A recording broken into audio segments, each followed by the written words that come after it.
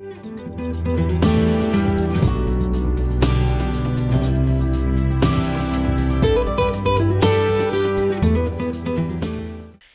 we're ready. Rosie, you ready? Yep, I'm ready. Okay, everyone, welcome and Happy New Year to the January 2nd, 2024 City of Angels City Council meeting.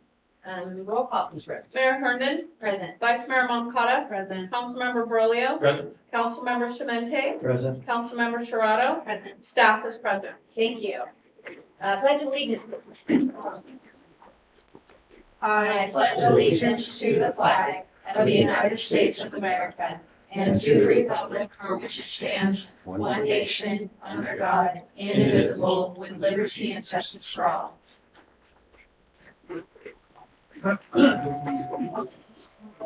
Item 3 is report out of closed session, and for this item, direction was given to staff. Item 4, approval of the agenda as posted or amended. So this is an amended agenda that was released, and does anybody have any reason to amend any additional? Seeing none, any members of the public? Okay, moving forward, I'd be looking for a motion to approve the agenda as posted. So moved. We have a motion Second. and a second. All in favor? Shemente, Nope. Berlio, Aye. Moncada, Herndon, Aye. Sharado. Aye. Thank you. Thank you. Item 5 is public comment. The public may address the council on any item of public interest not otherwise on the agenda that is within the jurisdiction of the city. No action may be taken. Matters to be addressed may be referred to the city staff or placed on a subsequent meeting agenda, and speakers will be limited to 5 minutes per person. Do we have any members here with us that would like to speak during public comment? Seeing none here with us. Anybody online? Eric. Okay. So Eric, this is public comment if you'd like to talk about an item that is not on the agenda. Okay. Hi. Good evening, Mayor Herndon and the rest of the esteemed council. My name is Eric Griffin. I'm the superintendent of Markman Union Elementary School District. I do have 2 items that I'd like to comment on this evening, both related to the safety of students, parents, and staff at Markman Elementary School. One of them is an agenda item, so if you prefer, I can wait until that comes up. Yeah, we'll have you wait on the agendized item if you could. Thank you.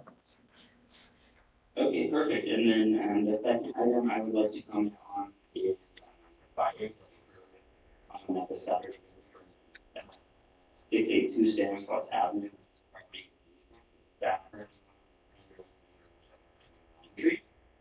For years, it has been well known that the home and property at this address are not only an eyesore, but a health and safety hazard.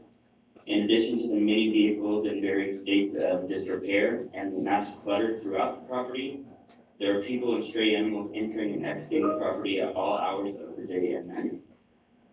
It's also a poorly kept secret that there are frequently short-term tenants occupying not just the home, but the various outbuildings that are on the property. Thankfully, the fire, which occurred on a Saturday late in the evening, did not cause any damage to the school besides the fence that separates the 2 properties. But who's to say that next time will be so lucky? And who's to say that next time there won't be students and staff present on campus breathing in the fumes of whatever happens to get caught in the blaze? Well, it's most definitely not a new problem. In fact, if you Google it, the school's been advocating the cleanup of that property since the early 2000s. I truly, sincerely hope that this fire can be the wake-up call of the city's code enforcement department needing to take action to defend the property so we can create a safer environment for our kids and our staff. And that's all I have to say on that, and I'll comment on the other one when we get to it. Thank you. Thank you very much. Do we have anyone else that has public comment?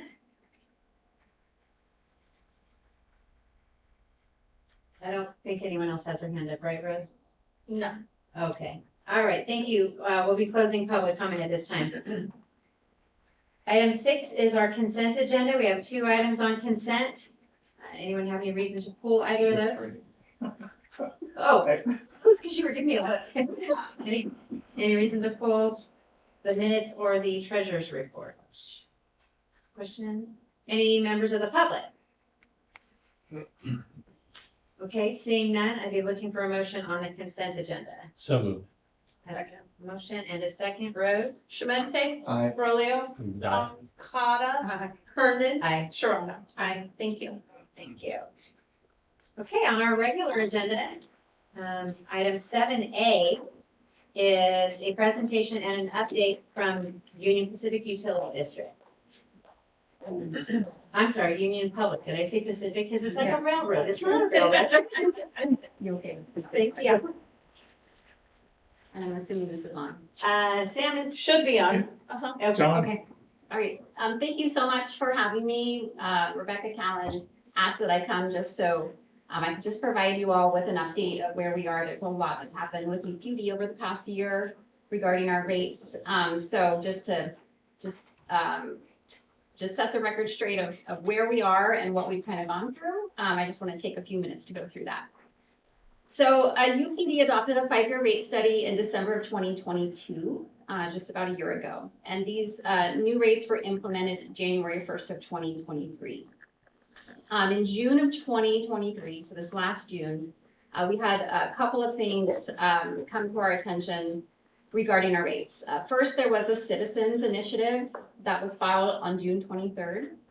And 2 days before that, UPD was served with a class action suit challenging our Utica fee. So I'll first talk about that. So that is Michael Hatfield versus UPD. And this focused on challenging the validity of a portion of our water rates, specifically the Utica fee. And within the suit, it seeks clarification or certification of a class action, a refund for all customers, a reimbursement of the plaintiff's attorney fees, and a declaration that the Utica fee is invalid. So we had both general counsel, special counsel review this. We chose to go through the demur process because we did not agree with this. The first round of demur that was submitted in September, I believe, and the judgment for that was the judge sustained our demur, which means they sided with us and agreed with us, but allowed leave for the plaintiff to amend the argument. So, or the complaint. So the plaintiff submitted a second amended complaint, and we filed a second demur. That went through a process for a few weeks, a couple of months, and we received a tentative ruling last Thursday that the judge sustained our demur with no leave to amend. And that is exactly what our legal counsel asked the judge to do. So on Friday, we had a court hearing, and at the end of that hearing, the judge still wanted to review some documents, but we just found out a few hours ago that later that day, he updated his initial tentative ruling and sustained that demur with no leave to amend, which means, just to kind of paraphrase all of that, the Calaveras County Court has sided with UPD, and specifically, they agree that the 218 challenge was untimely and dismissed the case entirely. So it all comes down to that 120-day statute of limitations after rates are approved. This was filed after that, so really the judge wasn't even looking at what the complaint was. They were looking at that 120-day window, and that's where that fell. But we're super relieved that this one is pretty much over. It's there's a potential that they can appeal, but it's coming at a cost. So as of the end of November, we have accrued almost $60,000 in legal fees for this one. It's not including December, which was a big month for our special counsel. So we know that bill is going to be higher. And then the second one is the Citizens Initiative. So the Citizens Initiative was submitted to repeal UPD's current 5-year rate structure. So per Prop 218, you have that 120-day window to file any litigation challenging the rates. But once that window is open, the citizens have a right to file a citizens initiative where the registered voters within the district can vote to repeal our rates and whatever is included in the wording of the initiative. In order to do this, it's pretty simple. You only need 5% of registered voters' signatures to trigger an election. Once those signatures are validated by the county, the governing body, which would be UPUD, the board, can choose to adopt the initiative as it's written or let it go to an election. There is another third option, and that is to litigate, to fight it, state that it's unconstitutional. I'll get into a little bit about that in a minute. And if the board chooses to allow this to go to an election, a citizens initiative, the governing body, so UPD, has to pay for the election. Okay. Even in an election year? Correct. So, and I'll talk about that a little bit more. So, there were two versions that were submitted. So the first version was submitted and filed in June of 2023. And within that initiative, there was a lot, it was pretty dense in there, but to summarize, basically what that initiative said is that the rates would be repealed back to the 2022 rate structure. Moving forward, UPD cannot increase rates faster or higher than the Social Security annual cost of living. And we would have a cap of $1.5 million in our reserves. In addition, this ordinance, once adopted either by the board or through ballot, can only be amended by a vote of the people of UPD. So the board can't amend it. And they requested a special election. So you looked into the cost of a special election versus general election. I was hearing anywhere between $80,000 to $120,000 for a special election for our district, whereas if it's on the general election, it's about $10,000 to $15,000. So it's cheaper. So Hatfield actually ended up pulling this version and submitted a new one. And this one was interesting. Before I go on to the next one, the next version, you know, we had legal counsel look at this. I actually had a lot of attorneys look at this one. A lot of attorneys were willing to look at it for free. I sent it to Aqua, to Mountain County's Water Agencies Association. I sent it to CSDA, California Special District Association. Lots and lots of people looked at this because it wasn't something that has really happened. And there's really only about 2 other cases in the history of California where this has happened. Something where there's something tying us from moving forward to increase rates. So this one was going to be an interesting one, but he actually ended up pulling this version. So you can go to the next slide. And he pulled it in October and filed a new version. And so the new version it was shorter and it was a little more clear. So the rates would be repealed back to November 1st of 2022. He struck the Social Security annual cost of living cap, and he also struck the cap on reserves. He also struck that the ordinance can only be amended by the vote of the people. And instead, he wrote that the ordinance does not prohibit UPD Board of Directors from adopting any new or modifying or amending any existing taxes, charges, assessments, or fees. And once again, requested a special election. And the minimum number of signatures were validated in the county in November. So once we received this news, and what was interesting is the county actually didn't let us know that he pulled the old one and submitted a new one. So we were thinking that the old one was what was signed off. They were supposed to tell us that information, but we didn't have that information. So, you know, looking at this version, this is something that happens up and down the state. This is something that citizens have the right to do. We could have potentially gone down the litigation path and said that this is unconstitutional because it's, you know, putting us in a position where we can't support the district financially. But really, because it says that the ordinance does not prohibit UPD Board of Directors from adopting any new rates, that gives us a little more flexibility. So, you know, we don't want to impede the citizens from having their right to vote or anything like that. So you can go to the next one. So UPD board in November adopted multiple resolutions that were required to allow this initiative to go onto the ballot in November of 2024. So that general election. So that one request where they're saying they want it to be a special election, once legal counsel looked at that, they looked at it as that's a suggestion, it's not a requirement. And we legally don't have to do the special election. So this will save us money and it won't be for another year.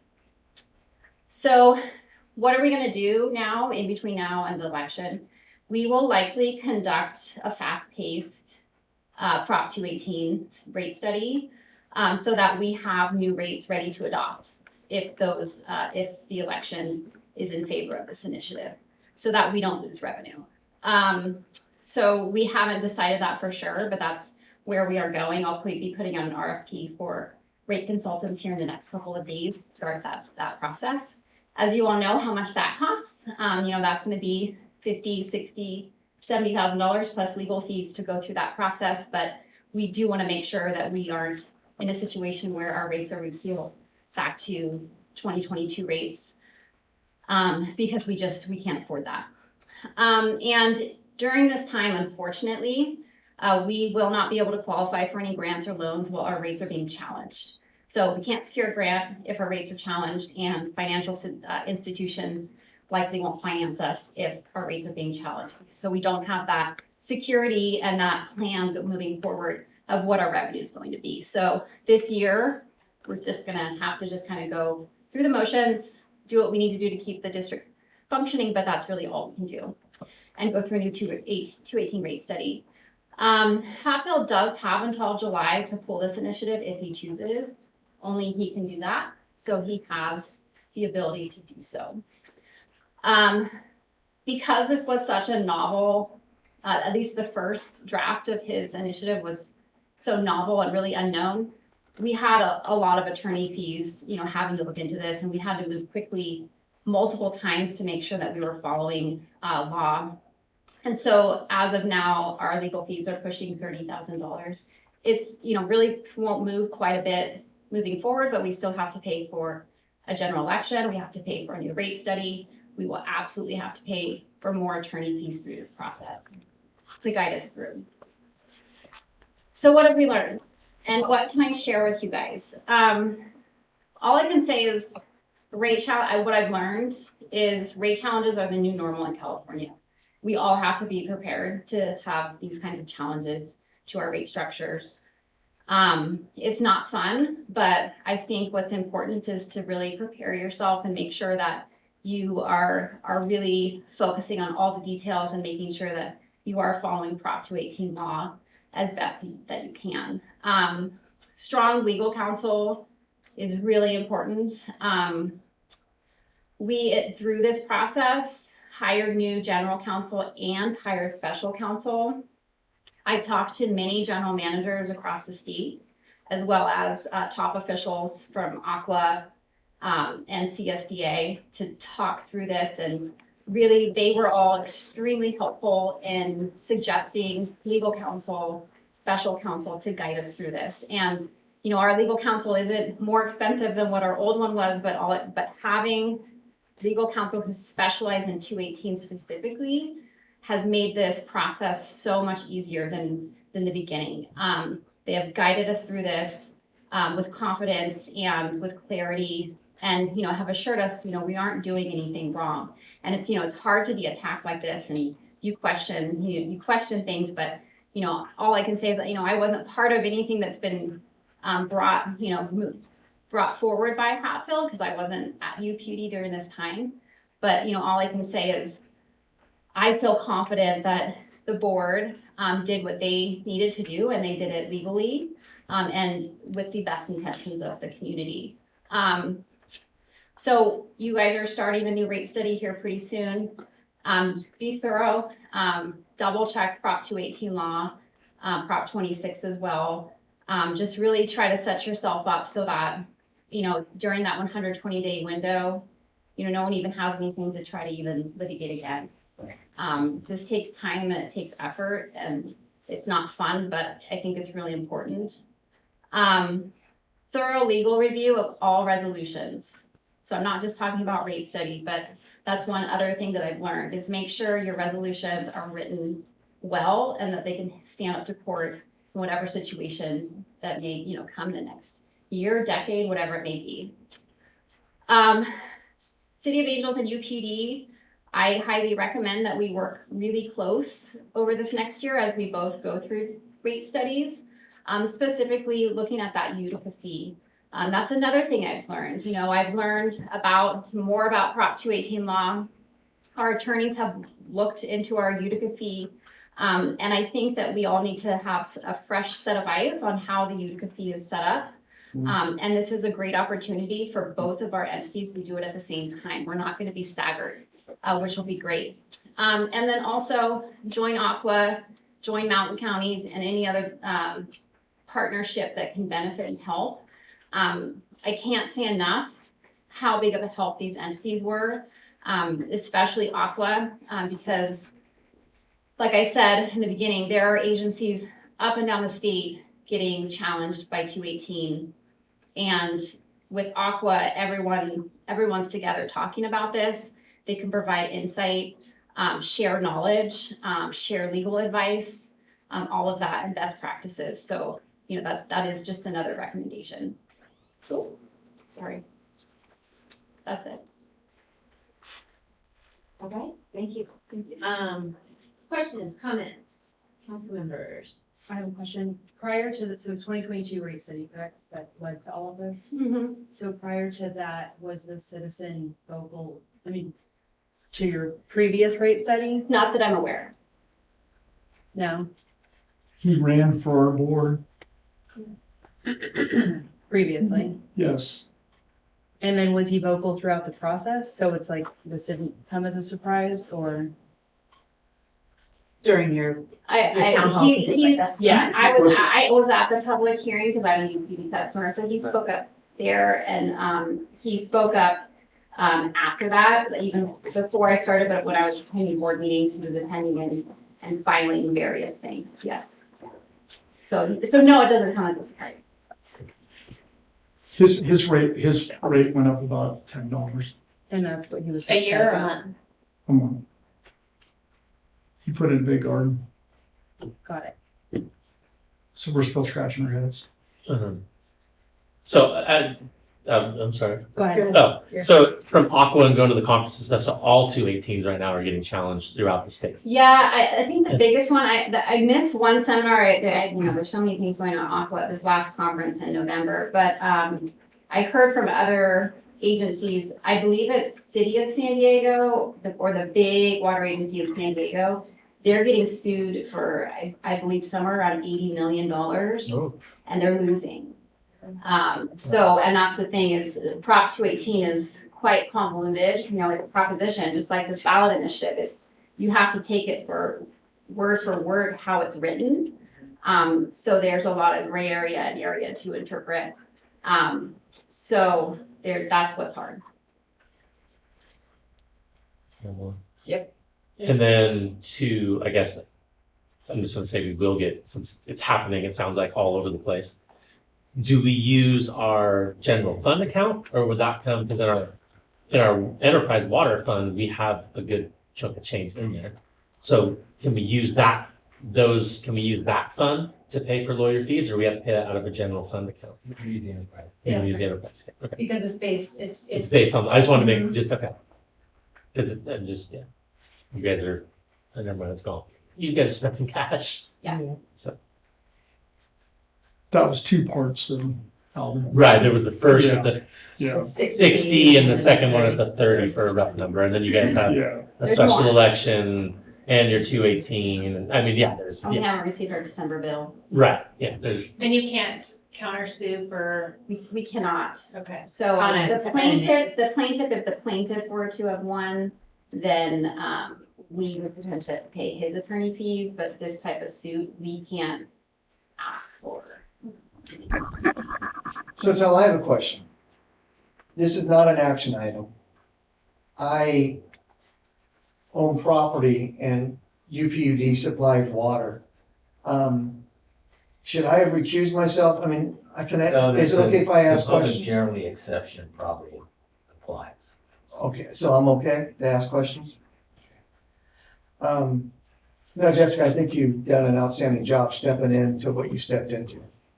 And I often wondered why, if your board wanted to, why you couldn't have gone to the state and asked, hey, this is going on now and we want to reconsider, this is going to have a financial impact on us. Was that possible after you did your 218, or do you have to do a 218 in order to look at your rates again? So per 218 law, you can't increase rates without going through a full 218 rate. But can you decrease? You can absolutely decrease. So that could have been a consideration. So, the board, was considering, reducing irrigation rates, because irrigation rates went up quite a bit. So on the domestic side, domestic rates went up, for over the 5 years, 11, 11, 10, 10, 10. Whereas irrigation rates went up substantially. So the board had a committee, we did a thorough analysis of our customer accounts usage. Once we had enough data over this last year to understand how much are we going to bringing in for the year, and then how much can we potentially pull back so that it's not as big of an increase. So we were kind of set on a structure, but unfortunately, literally 3 hours before that board meeting and that workshop, we received word that the signatures for the citizens initiative was submitted. We still wanted to go through and work on this and plan to potentially reduce rates the next month, which would have been November. But because we were deep into potentially initiating litigation about this, our attorneys told us, do not touch your rate structure right now. Will we look at our rates in the future? Probably. But we have to wait until our attorneys tell us it's okay. But right now, when we were going to, we were told to hold off by our legal counsel. Any questions? Was Mr. Hatfield approached at any point to try to have some conversations Yes. and meet with, okay, and that still led to? Yes. Okay. And so how many signatures did you have to get with 5% of your? So 136, Okay, quite simple. okay. Wow.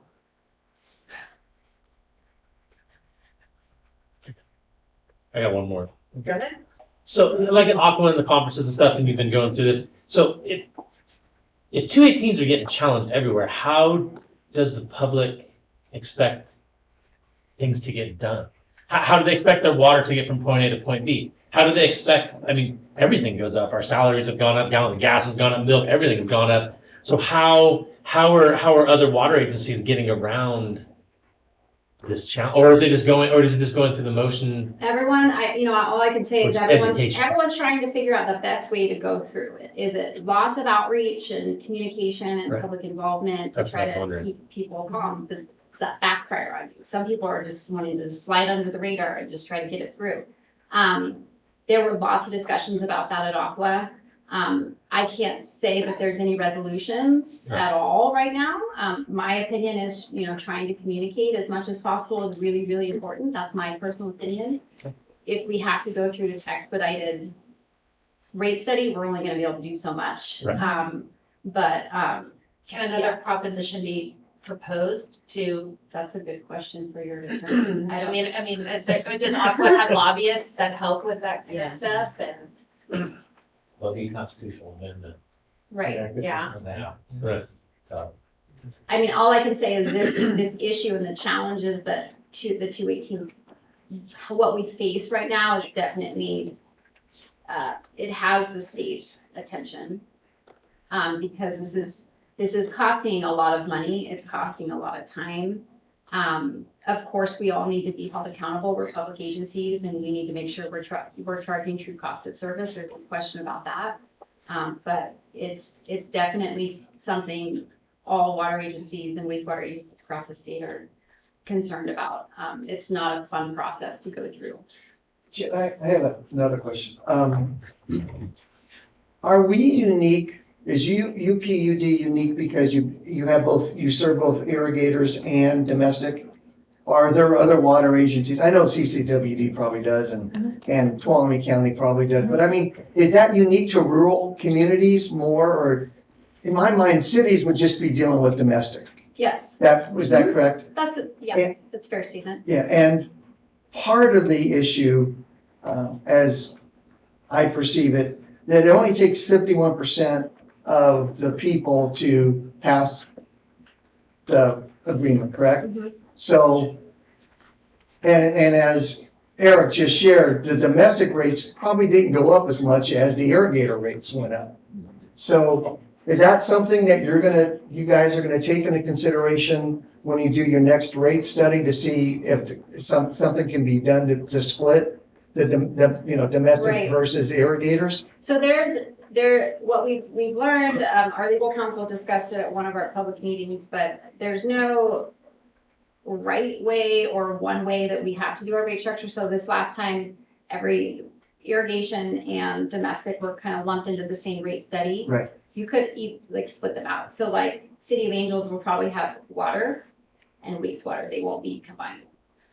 So one can get protested and another one could pass. We could potentially go that way, and look at it that way. And I don't, this is a question for Tom or you, Jessica. I mean, that one of those propositions, or one of those proposals talked about a COLA, and they used the Social Security. Is it typical that if the rate structure was approved, that a COLA could automatically go on that to cover the cost of living, not to do, Yes, up to 5 years. for 5 years? There is, so when you kind of pull like what is included in a rate structure, you start with what are your operational costs, right? Right. What does it cost me in order to perform operations and maintenance? And that's for whatever, rate you're doing. And so if you looked at the cities, we have one whole section that's just for water. We have one whole section that's just for sewer. And there's a whole operations and maintenance component for each. And then in addition to that, you've got your capital investments that you need to do. So each of these agencies is going to have a capital improvement plan, which is backed by master plans, engineering estimates, growth expectations, all of these things in there. And then you're identifying what the priorities are within that rate structure, that 5 years, right? Of what the outlay needs to be in order to meet those investment outlay components of that capital plan. And so the two of those go together, and then you're smoothing your rate over that 5-year period. With O&M being, this is what it generally costs me every year for my staff and my fuel and my insurance and all these things. And then you contemplate an increase, right? So if you know you have a contract with your employees, your union employees, that's contemplated in projecting forward. But same thing if you know that you've got a lot of contracts in there with vendors or supplies or whatever that is. You can't assume that dollar amount is going to stay the same for the 5 years of your rate structure. So you're going to put a factor on it, which usually we would use CPI. And then it's trying to guess, and we just did this with one of our fees where the California construction cost index was through the roof. And we didn't feel that really was fair to pass that level of cost increase onto our customers. So we did an average of, I don't know, I forget how many years, but so it was lower. And then at CCWD, when they passed, not this one, but the one before, I believe their board chose to adopt it, but not implement I think it was the first 2 years of that rate structure. So, I mean, you can't charge more, you can choose to charge less, but by charging less, you're going to not do something in that plan. So you're not going to be able to meet the what was contemplated for your capital, right? Or you're not going to be able to, hire those additional staff that were contemplated in your O&M. But you have to give some sort of an inflator in there on an annual basis, just because you're gonna have increases. Insurance. But to tie it to a social program such as Social Security, Yeah. Right. that's where you can Yeah. clearly have the argument that it's So- unconstitutional. So, thank you for your explanation. So really, every district, every 5 years, you have to go through a 218 then, right? Because it only lasts for 5 years? Is that correct? Yeah. Or you don't raise rates. you don't right? raise Or you don't raise rates? Right. Okay, so it's not, but it wouldn't increase by the COLA after that fifth, right? Because after 5 years, it does, it's static. Okay, Yeah. okay. And another reason you would want to do it is because if you look at the rate study, it contemplates the projects that are going to be on there. And if it's determined that those projects don't really make sense anymore, you're kind of limited in that. And so if you want to shift projects around or take projects out, you need to have that conversation, and the public needs to be part of that conversation over again. So your rates may not increase, but the scope within your rate study would. I've had cities, we raised the rate 1 year for 5 years, and then we had to go back the next year because we found out costs are just blown up, we have to do something else. Or there's gonna be less service. Anything else? So, members of the public, does anybody have public comment on this? We've all made comments. Anybody online? Put your hand up I've got a quick comment. You want to cut your ear so you can come up. I've got a quick comment. One of the things that folks in here forget, and this is our customers, they forget how many customers there are per square mile up here. Yeah. It's like this. When you go to the city and you have 40, 50, 60,000 people per square mile, that's a big deal. So our infrastructure, even though they say, oh, it's up here and things should be cheaper, it's not. When you have a customer a mile away from your last customer, and we own the pipe in between, those are things people forget about. Another comment I wanted to make too is, and this is a hard thing for them, and I think outreach is a key. I have a lot of rental properties. My renters would rather not pay you their water fee. And I say that because I'm looking in this room. I have renters in this town that are behind than not pay their cable. Yeah. Okay? Right. So, nothing should be attached to a social program. I have to have that strong conversation constantly. I had it today. So, those are things that I just really want to bring out there. And it fries me. It fries me. But it's a hard discussion with people. Shut off your cell phone. Well, no. Well, then shut off your water. Right. Don't flush your toilet. So those are things I think that's outreach is very important to let people know that. At the CCWD meeting, workshop, I went up there, I got educated. The guy behind me said that gas didn't go up, fuel didn't go up, didn't double. I wanted to know where he lived. Right. Okay, it did double. I put $100 in my truck and it didn't fill my truck up. Okay, so they need outreach. They need to know what everything costs, not just our water and then the cost of everything else. They need to know everything. And I would suggest that. I saw it at the CCWD. That was probably the one thing I thought CCWD lacked. They should have went into detail on everything. Not just, hey, our employees, our inflation went up 11%. Not just that. They need to hear what that includes. And I would suggest that too. Are there rates being challenged?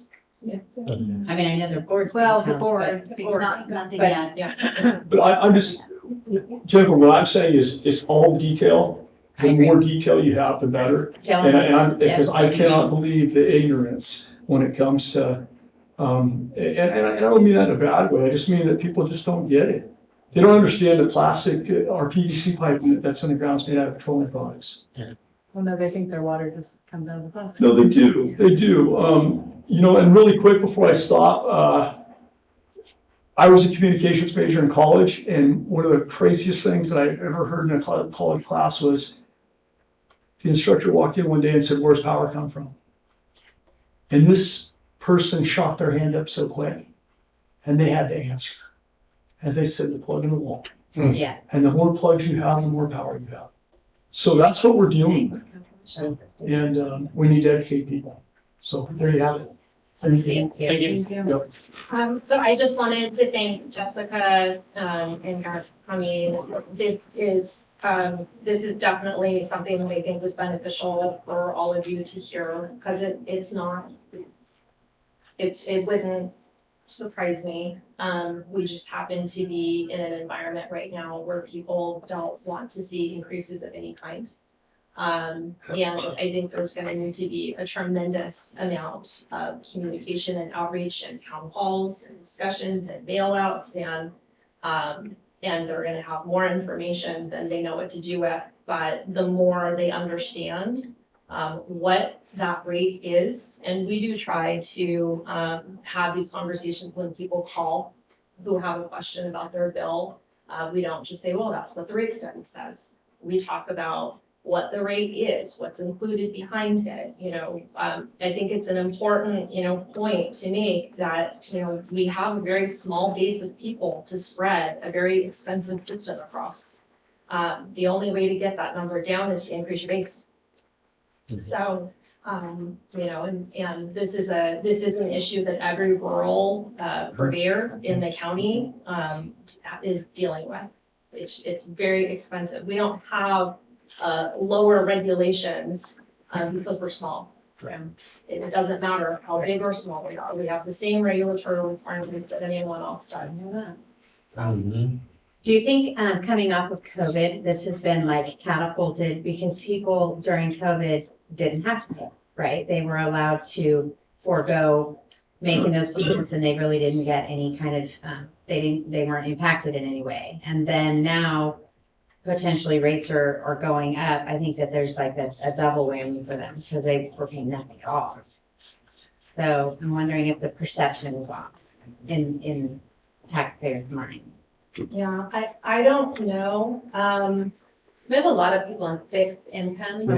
Yeah. And that means a very, could be, you retired at a really great job and you get that, but it's fixed. Like you aren't gonna get any more money per year. So I think we have a lot of fixed income folks up here, so they see that and it's everything. It's not just that, it's everything's gone up. No. So to your point, so it's a tough one. Yeah, and I think from that, it's important to communicate to all of our customers that we do everything we possibly can to find outside funding sources in order to mitigate the impact for users. Because I think Michelle shared with me that we have about 3% of our ratepayers. I don't want to quote, I remember asking you that question, how many folks aren't paying their water bill or subsidizing, and you said it was about 3%? Yeah, so but I agree. I think we live in a community where people are retired, there's fixed incomes, and it's gonna be an interesting discussion once we start the I process. think we live in an era where people don't pay attention until it directly affects them, like they open their water, or they see that this much money was taken out. Right. And now they panic without realizing that they could have attended a town hall. So yeah, It's too late. communication and even putting it just on our website with videos or whatever would be very beneficial. When will we start with all of that?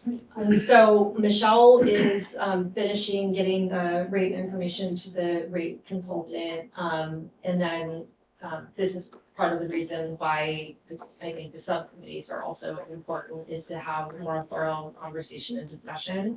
And when we did the RFP for a rate consultant, we emphasized a lot of outreach, a lot of in-person discussions for them to help us facilitate that, and also council discussion as well. Do we have a timeline, just in terms, it doesn't have to be specific in terms of a date, but like a month as to when these outreaches are going, just to start putting it out there? I would think probably February is when we'll probably want to start doing those campaigns, and then and we'll have these discussions more frequently with council, but I would, our rate study ends June 30th, or our rate structure rate ends June 30th. And I would prefer to do as much outreach as we possibly need to do, so that everyone's comfortable with it. And just, if we have to keep it the same, keep it the same until we all feel that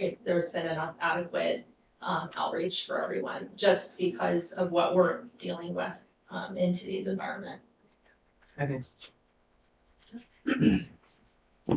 I'd like to not. Right. Well, Right. see, don't recommend it in between. And then we can. You brushed us off on that one. I don't want to be like these guys. I'd rather spend that money on, capital investment and deferred maintenance than on this piece, so.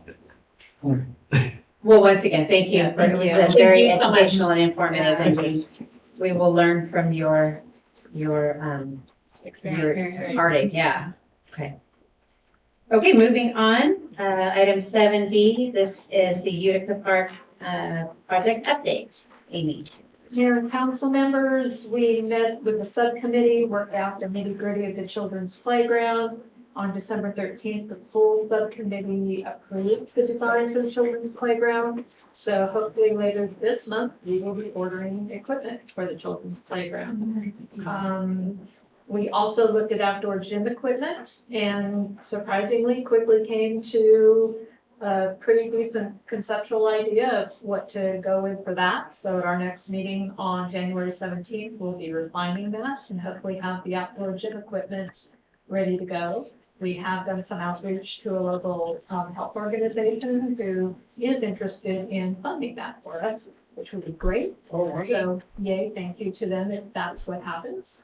I'm going to put in my plug again for anybody interested in sponsoring a tree to be planted in someone's memory or a bench, as well as we're looking at including brands, local cattle brands in some of the benches.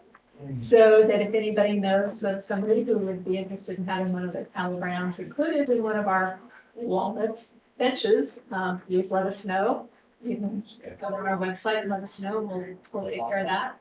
And you'll be shocked to know that we are trying desperately to wrap up the last of the geotechnical issues for the park.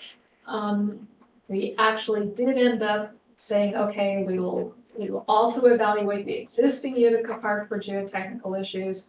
We hired Geocon to do that. They are wrapping up that study as we speak. They're waiting for one map. We're trying to confirm the location of the south shaft, I believe it is, which was, if you look at some maps, it looks like it's somewhere near the Mark Twain statue, but those maps are actually, we believe, in error. We think that shaft is actually either at Sam's Way in the highway or in the highway. Oh, gee. So, yeah, so we're just trying to confirm that, and then we'll go out and do the sampling. And hopefully then quickly throw together our design and move forward with that. That's mostly what we had going on. Still on schedule to break ground in March and start construction? We are, except that technically we're 2 days behind officially because we gave ourselves till December 31st to get the geotechnical done, and he's probably looking at the end of this week. So, yeah. And then Rebecca, I thought we were gonna insert something in the water bills, an update about the park. Is that coming? Or It'll be in the next bill. Yeah. this one? Yeah, the one that's gonna come out January 20th. Yeah. And our subcommittee is starting to click real good. We work together enough that they're starting to work together pretty well, especially we found on the subcommittee that worked really well. There were like 5 of us.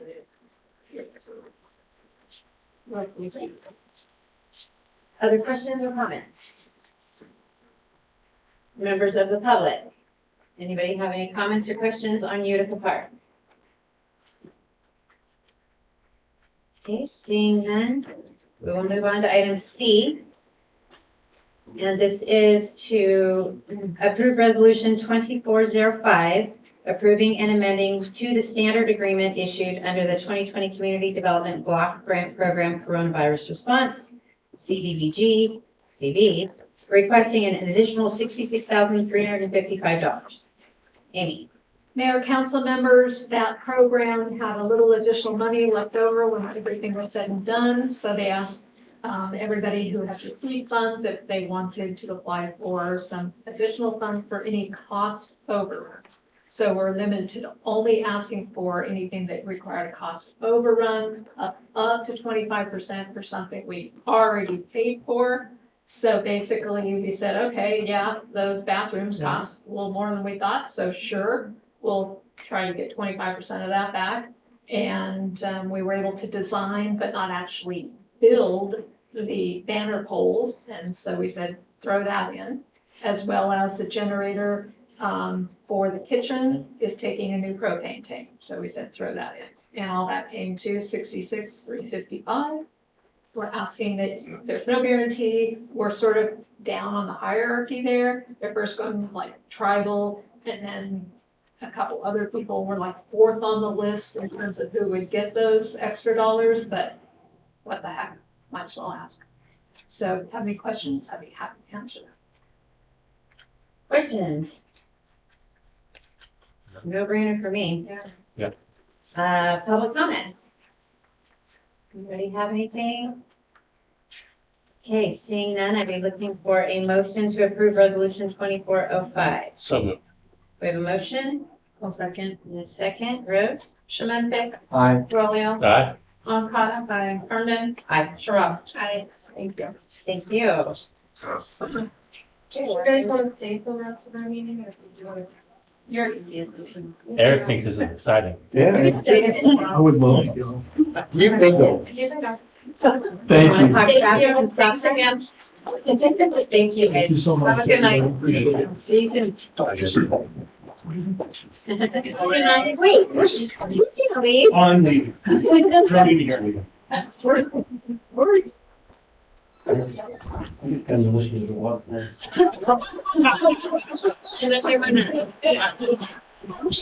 I understand. Talk about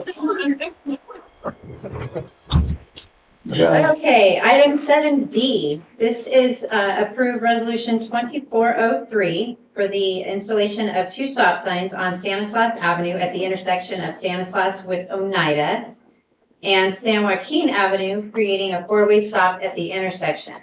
We're also discussing the resolution 2404, establishing no parking zones at entrances and exits to Mark Twain Elementary School and establishing no parking or stopping between the hours of ... whatever the hours are, signs along Stanislaus, San Joaquin Avenues adjacent to Mark Twain Elementary School during drop-off and pick-up hours. Amy. Mayor and council members, we actually do have hours. I just didn't want you to have to read them all.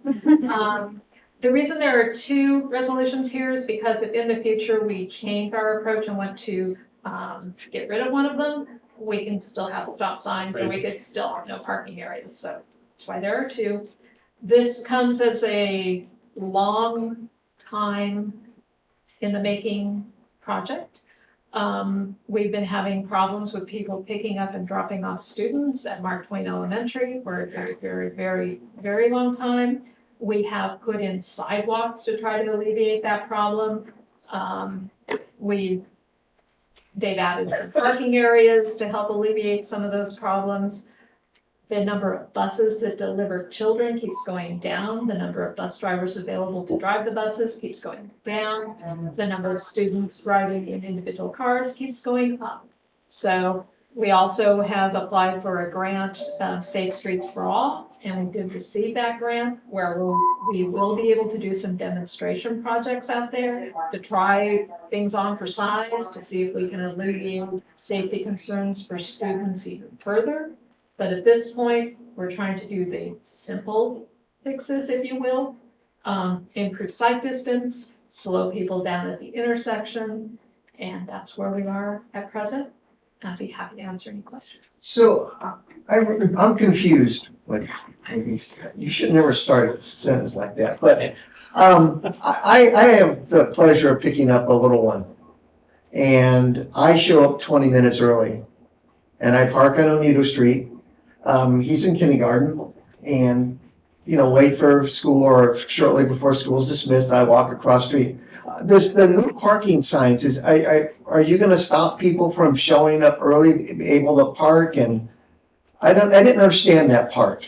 So I'll defer to Rebecca for part of that. I wasn't in the meeting where they came up with the resolution, but I will tell you that right now we have students walking out to the cars to their parents. Because of having all those cars parked along Stanislaus, all the cars that are zipping up and down, they cannot see those students and they almost run into them. So we're trying to increase sight distance in front of the school so that if you have a student walking across the street themselves, you will actually at least be able to see them. So you're not gonna allow cars to be parked along Stanislaus On the school side. on the school side? And so what's the thought process about where those cars are gonna go then? Because I know you've watched this, but, I mean, the lines goes all the way down. It starts on Stanislaus, but it goes all the way down, is it Mark Twain? Which one? Are you looking? Yeah, no, San Joaquin. Here's the San new Joaquin, yeah. Yes. Yeah. So, I mean, it goes almost past the medical office sometimes. That goes down towards you guys' name. It goes all the way to, yeah. I mean, so not allowing people to park there, is that, I understand, I understand the safety part of that, but a lot of times, I wouldn't let my kindergartner, he's not my, but I wouldn't let him walk to the car. So I have to physically park the car, get out, and I go and get him. I'm sure that's the same for, if I had a first grader or a second grader. I just need to understand the thought process, because I don't know if that's gonna solve the problem. Oh, we are not proposing to solve. I know, or Yeah, even, we're proposing to at least try to improve it yeah, by improving the visibility of the students and by not having big old Right. SUVs and stuff right, parked right. all I along understand Stanislaus. that. And I will defer to our police chief and to Rebecca and to people who work at the school to talk Can I about chime in whether for or one not they think that might I don't think this is to prevent or help with circulation of traffic at all. Oh, no. I think this is just to give Yeah, you're right. better visibility of kids walking up and down and around Yep. during pickup and drop off. Right. Also just slow cars down, correct, with those. Yeah. Every stops are needed. Those stop signs will force cars to Just- yeah. come to a stop there before they come into the crosswalk, where the crosswalks are, where kids are gonna be getting in and out of. The reason for putting the no parking there is so that when people enter those crosswalks, there's a clear line of sight versus car crosswalk, somebody walking out, not seeing them because there's a car parked there. And that's the problem that we run into. Are they gonna- And then there's also the, Crossing guards. Yeah, I was gonna say that- No. we have addressed that, What is asked that? that question, posed it to them, and it just hasn't been an option for them. They've got risk management issues, I think, with it as part of their problems that Because they. as of right now, I haven't picked up a child at Mark Twain in a few years, so I don't know where the pickup and the drop off is, but I know when you drive through town during the times, the pickup and drop off times, the traffic is all the way backed up down Stanislaus. The 49. To Bravo or Mechanics Bank, and it's quite a problem now.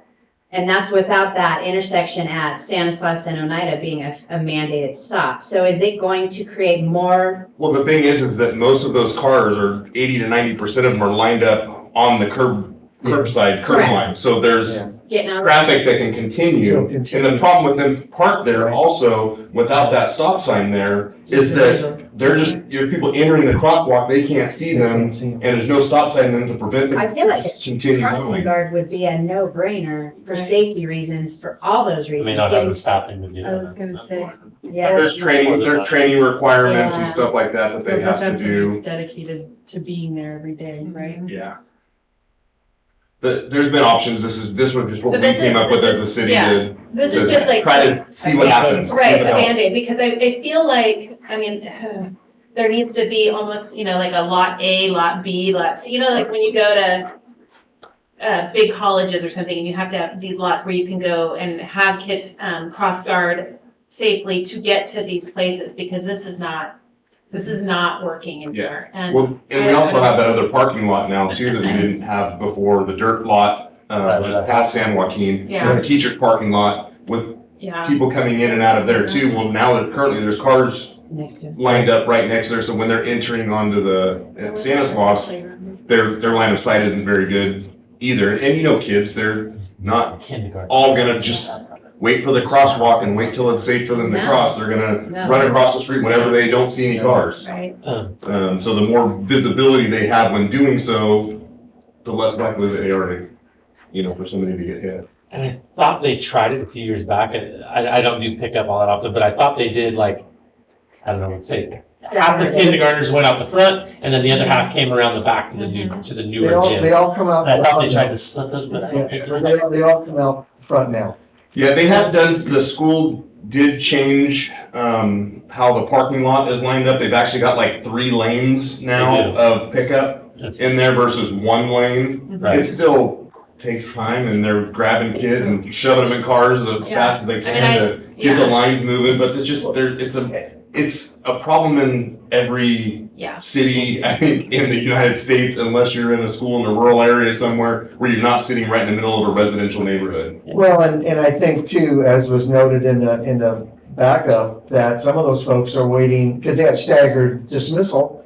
So they have 2 kids, one gets out 20 minutes later, they're not going anywhere, they're staying there, so. And I've always applauded Mark Twain because they have a gay population. They would transport, they didn't have a mile limit like the high school had. We only transported kids 2 miles from the high school. And so, but Mark Twain used to always go into the subdivisions, and whether or not if that was made available, whether or not that would rectify some of that, but we don't have a bus coming into our subdivision any longer. Well, I think that's obviously causing a much larger problem too, is that they don't have the buses. So all the kids in Angels Camp there's no buses for them. They don't get a bus. They're either getting picked up or they're walking. Yeah. So there's that many more kids using those intersections, those crosswalks, and That's out the on assumption street. that a parent's gonna put their kid on the bus too, though. If, everything being equal, that might help alleviate some of that. Well, we've had that's how some of this got stemmed from, was a parent, at least one parent, one of the concerns was apparent now that the buses are not driving the Angels Camp kids, is how am I gonna get to my kid home, and how am I it's not safe. Right. I'm concerned about their safety in the crosswalks and that whole intersection area. That got us to once, we've looked at it since I've been here as the chief for the last 5 years, I think we've looked at this every single year. I've had conversations with whoever the principal is and the superintendent over there every single year and try to come up with the best options. But until that whole area is re-engineered, it's gonna be tough to come up with an actual fix that resolves anything. Is the school board on board with this, the Mark Twain School Board? Did they come to us, or was this coming from the superintendent, or come from the parents group, or like all of the above? We do have a letter of support from the school district in your file. Yes, I saw that, but I'm just wondering if the school board's involved, or the parent association, or. We will have to ask the school, but I will tell you that the Safe Streets for All project that we will be undertaking does involve all of those entities, and the school takes the lead on outreach to parents, and there's an extensive process for that, as well as involving a transportation engineer to look at this more holistically. Okay. This is sort of like the quick fix. And then Eric, did you want to say something? I was just gonna say that the school board is aware and approves of these steps. And speaking of what you were talking about, like I went to the hospital the other day, and Snort L, when it's out on top of the hill by Greenland, man, it's crazy. I don't know, it's crazy there too. I think every pickup It's crazy. yeah. It's chaos, and there's just too many kids and not enough space and narrow roads and no sidewalks in, a lot of the areas, so. I mean, getting downtown to Bret Hart at 3:00, don't go downtown Don't at go 3:00. downtown, or 8 o'clock in the morning. No, Yeah. avoid it. So. And those high school age kids, yeah. I mean, So,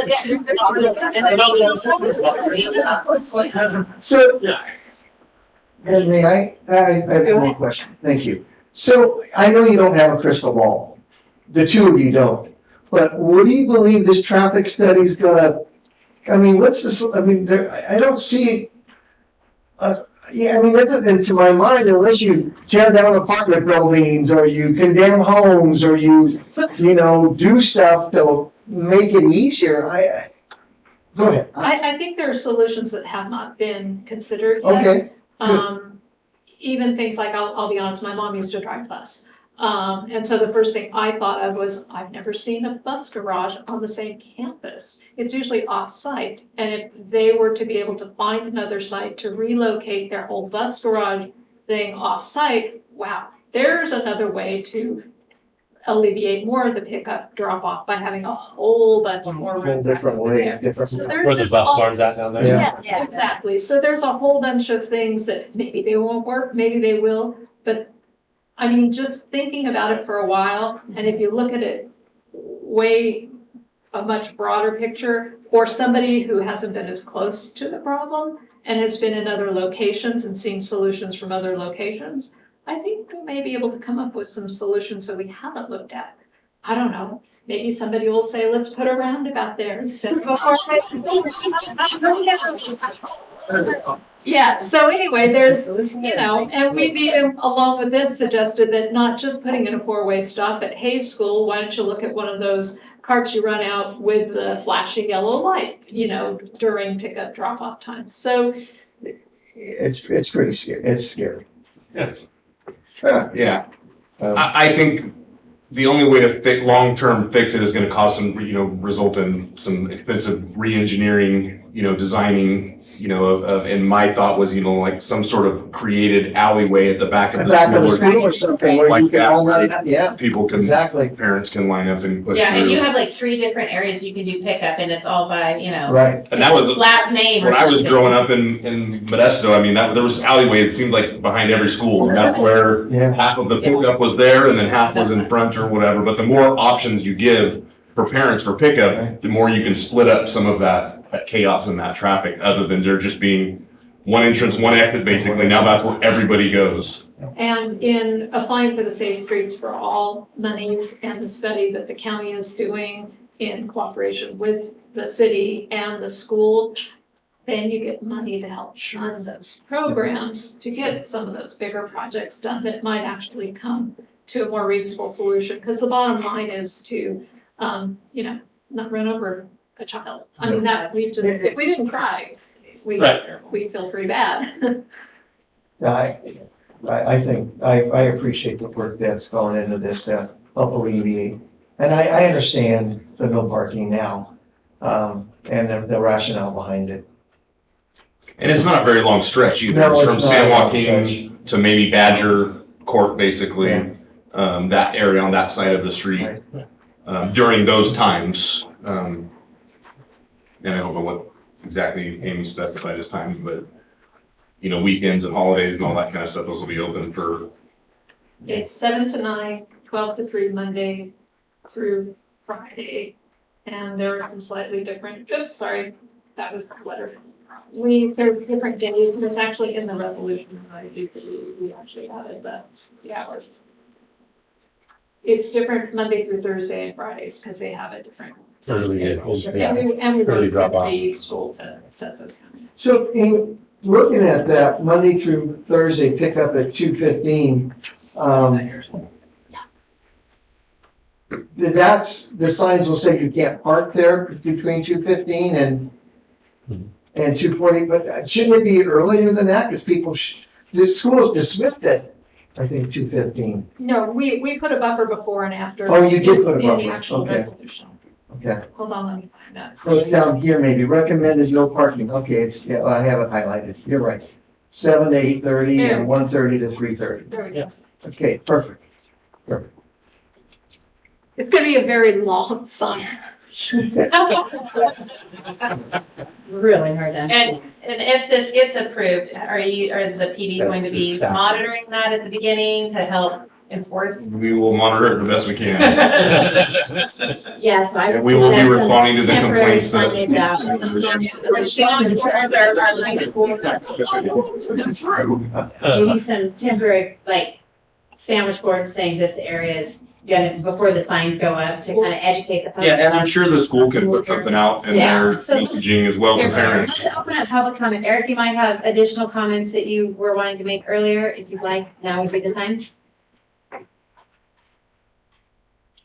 Perfect, thank you.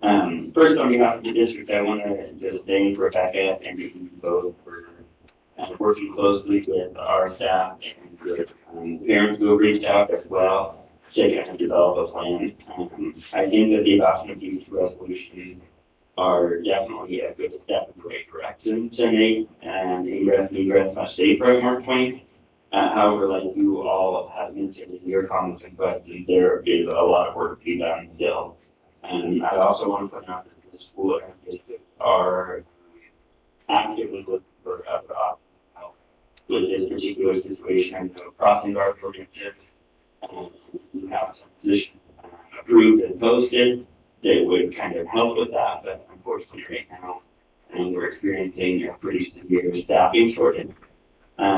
It's just difficult for a group of staff to fill those positions, unfortunately. And the same kind of goes with bus drivers as a nationwide issue. We would love to have buses to transport every single one of our kids home, but we have 2 or 3 positions, depending on the time, posted for a year and a half now, and no interest at all. So even offering to pay for the classes and whatnot, that it hasn't had any effect on our ability to bus drivers. So I appreciate the city's effort and the council's hopefully future approval of these resolutions to help us kind of get going in the right direction, and the partnership moving forward to help make drop off and pick up super smooth and safe for all kids and parents. Thank you. Do we have any additional public comment online?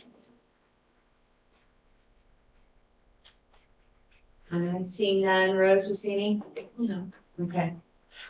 Okay, so any final questions or comments before we look for resolution or motions for these 2 resolutions? Oh, I have one. Go ahead. Okay, I have one more comment. I'm for both of these to try something different. As a parent, I picked up kids there for a few years, and it is, I don't know, everybody's trying to make the best out of the situation they can. But I would just want to make sure the school and Scott and the chief get some feedback on this. And if the parking sign is not working, let's regroup and try something else. That's my only thing, is if something's not working, or if you guys come up with a better idea, let's try something else. Yeah, I'm mostly interested to see what those stop signs do and how people react and respond to those stop signs putting there, and are people now gonna just line up right there at the stop sign and It back up stops until, anything. Exactly. Right. That's my So concern. forever, so. I mean, I'm willing to try anything though, because I think it's good. So there's I my. agree. there's That's my- why I like these being split up on 2 resolutions in case they need to kind of take a different path than the other. And there's gonna be some education on our part if we are out there with parents for a while, before we start issuing citations and stuff like that. Yes, please. Yeah. They don't want those. Contacts and education that people think they're aware of the change. All right. And Tom, we can make a motion for both? Yes. Okay. Oh, we don't need to separate? Okay. You could just move the staff recommendation.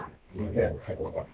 Okay, so looking for a motion. I move, I'm gonna make a motion. I move the staff recommendation for both resolutions. Okay, we have a motion I'll second. and a second.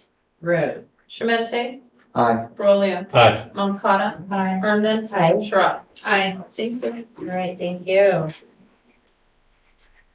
Can we take a quick break, just a break for everybody, and then we'll come right back and start with item E. Thank you. No. Okay, we are back. Thank you very much. We're going to continue with item E, and this is resolution 2401, declaring assessor's parcel number 058-007-005, totaling 22.84 plus or minus acres as exempt surplus land, and authorizing a land exchange to secure road and public utility easements for Foundry Lane and the Angel Oaks / Greenhorn Creek extension and potential future water and wastewater facilities through adjacent parcels pursuant to Government Code Section 54221F1C. Amy. Say that 10 Nice times. work. Say again. Mayor and council members, we've been talking for a long time about that surplus acreage shown on the map in the little square. We inherited that when the Elkville Sanitary District dissolved. And the state of California basically said, here, city, it's yours. And over the past 50 plus years, we've done absolutely nothing with it. And in fact, we've forgotten we even owned it at several points. Since that time, we have done planning for some major roadways and thoroughfares that we would like to see proposed. And they're all up there on the map. I don't have my pointer, so I'm gonna go over here and point. So basically, you've got Boundary Lane, and you've got Angel Oaks Greenhorn Creek extension. At one time, they had proposed to make this the through road. Well, we're not doing that anymore. We're making this sort of the expressway, if you will, and this a feeder. Because of that, this had at one time been proposed to be 60 to 80 feet wide, and this had been proposed to be 100 feet wide. Wow. So when we just put this in, recently, we went out and we staked it, and we made that 100 feet wide and that 100 feet wide. And the property owner who has all of this property, who we want to give this property to in exchange for all of these easements, objected a little bit to the width of this section being 100 feet wide. So we're gonna change up what the staff report says a little bit and basically suggest that this instead be 80 feet wide, because this is 80 feet wide, so that would match.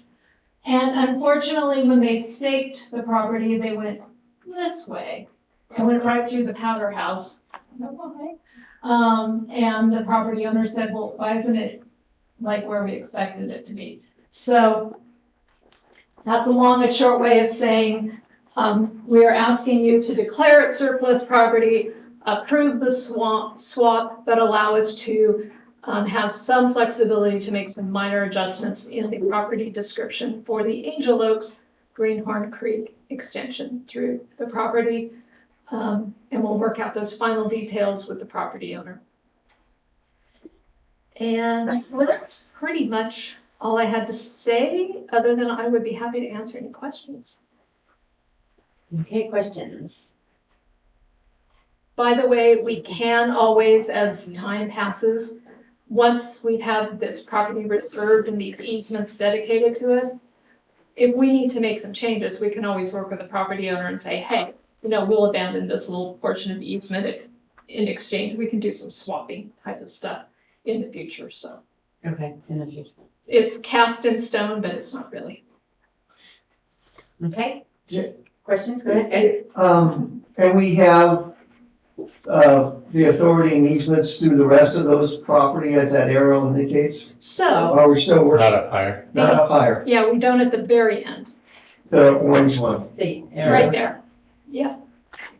The rest, with this transaction, we would have. Oh, because that property owner owns the Yes. majority of property It's a where the different- road's gonna go through. It's a different owner, right? Yeah, Yeah. so basically, the person we're doing the swap with owns the majority of the property where we've been Okay. picking up the easement, but he does not own that last segment up at the top. We have been negotiating with him, but he has a high value opinion of the property So, yeah. on the north end, so we continue to negotiate on that. For me, I'm excited. I think this is a good, I think Yeah. this is a great move. I think it gives Yeah. different ways around town rather than through that 4 and 49 intersection and part of the whole master plan thing. So I'm pretty stoked with getting the easements through there. I think it's great. Public comment? Anybody online? Yeah, but no. Okay. Bringing it back. I have one question, Amy. So we communicate all the time with Caltrans on our issues, on our traffic issues, which include the roundabout scenario and Dogtown and all that. Once we acquire this easement and we can start the idea of moving forward with an alternate route, what will Caltrans think of that? Will they be able to plug that into their engineering module and see if that helps the situation at, They've already plugged Foundry into that. okay, So we already know that Foundry is part of the overall operations. That's why we're hoping to secure the entire easement, because obviously if some transportation grants were to pop up. then we can actually make it a road. And we already own the easement, hey, that would be a great thing. Obviously, the Angel Oaks Greenhorn Creek extension, that's gonna be much further into the future. Right. But we all know how long that takes, so we're planning way, way into the future. But this could potentially offer another entrance or exit out of Frog Jump Plaza, Yes, yes. which Caltrans knows that will help remedy a lot of the congestion in that area. We correct? have the decertification agreement is signed. We hopefully picked up the last 2 signatures over the holidays. Okay. The next step will be an appraisal by Caltrans, followed by decertification by the state. And then we will have access to Highway 4. So that Which is a It's already in long there. time coming. the roundabout then, whether it goes in or not, won't affect Foundry going in. No. No. Okay. So those are separated. They are separated, but integrated. But In other words, integrated. they will help each other. Correct, okay. Mhm. That's what I But they can do so independently. Okay, so if anybody has any other questions or comments, if not, I'd be looking for a motion to approve resolution 2401. I'll make a motion to approve resolution 2401. A motion, I'll second. and a second. Rose? Shemente, Aye. Rolio, Aye. Moncada, Aye. Furnish, Aye. Schrock. Aye. Thank you. All right, Very exciting. chugging right along.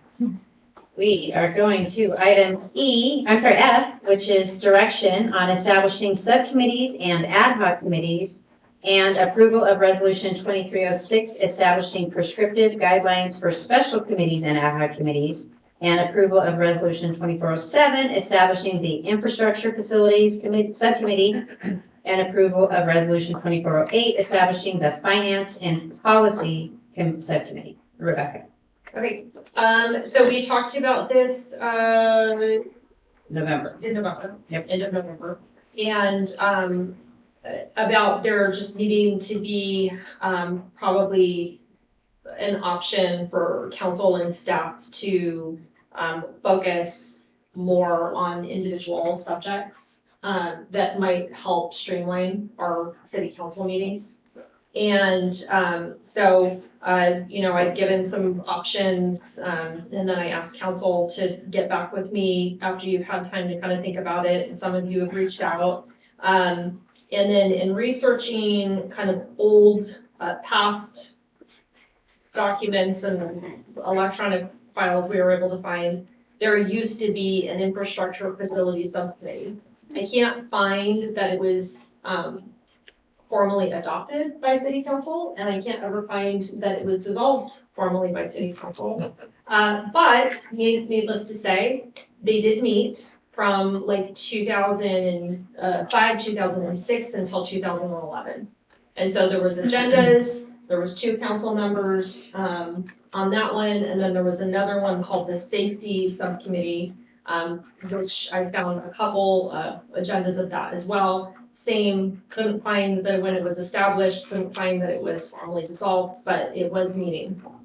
So when you look at what our needs are today, we have a strong need for an infrastructure facilities subcommittee, because we could have thorough conversations about the subject that we just had, or the 4 and 49 roundabout, or Francis Street, or we're talking, when we start getting into the nuts and bolts of boundary and what that's gonna look like, or, City Hall, or the firehouse, or the Napa parking, or parking downtown.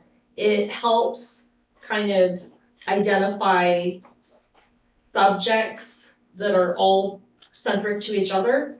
And it gets council members who have a background or a strong understanding of that, so you can vet through all of your questions or concerns and everything. And that way staff can spend more time on better developing, you know, what that's gonna look like before it comes to the full council.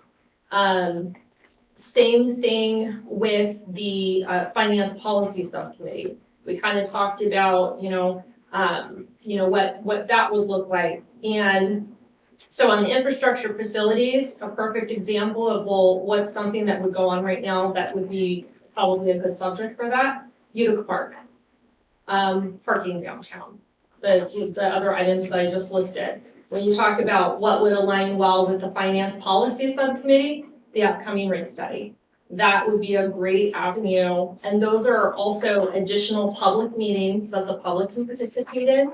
But you're able to spend a more thorough time to discuss and kind of work through everything. But this is also where we can have budgetary conversations.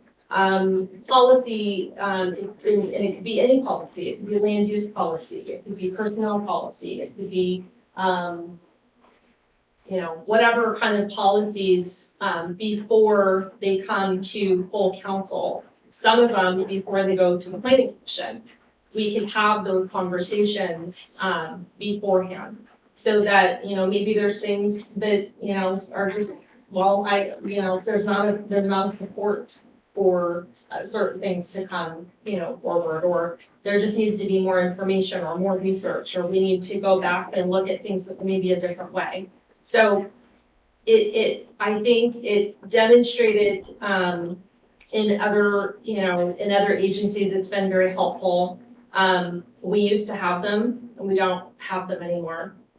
And I still think, an ad hoc committee might make sense. Those are ones that would happen. I think, where ad hoc committees would be really helpful would be if we had another major disaster.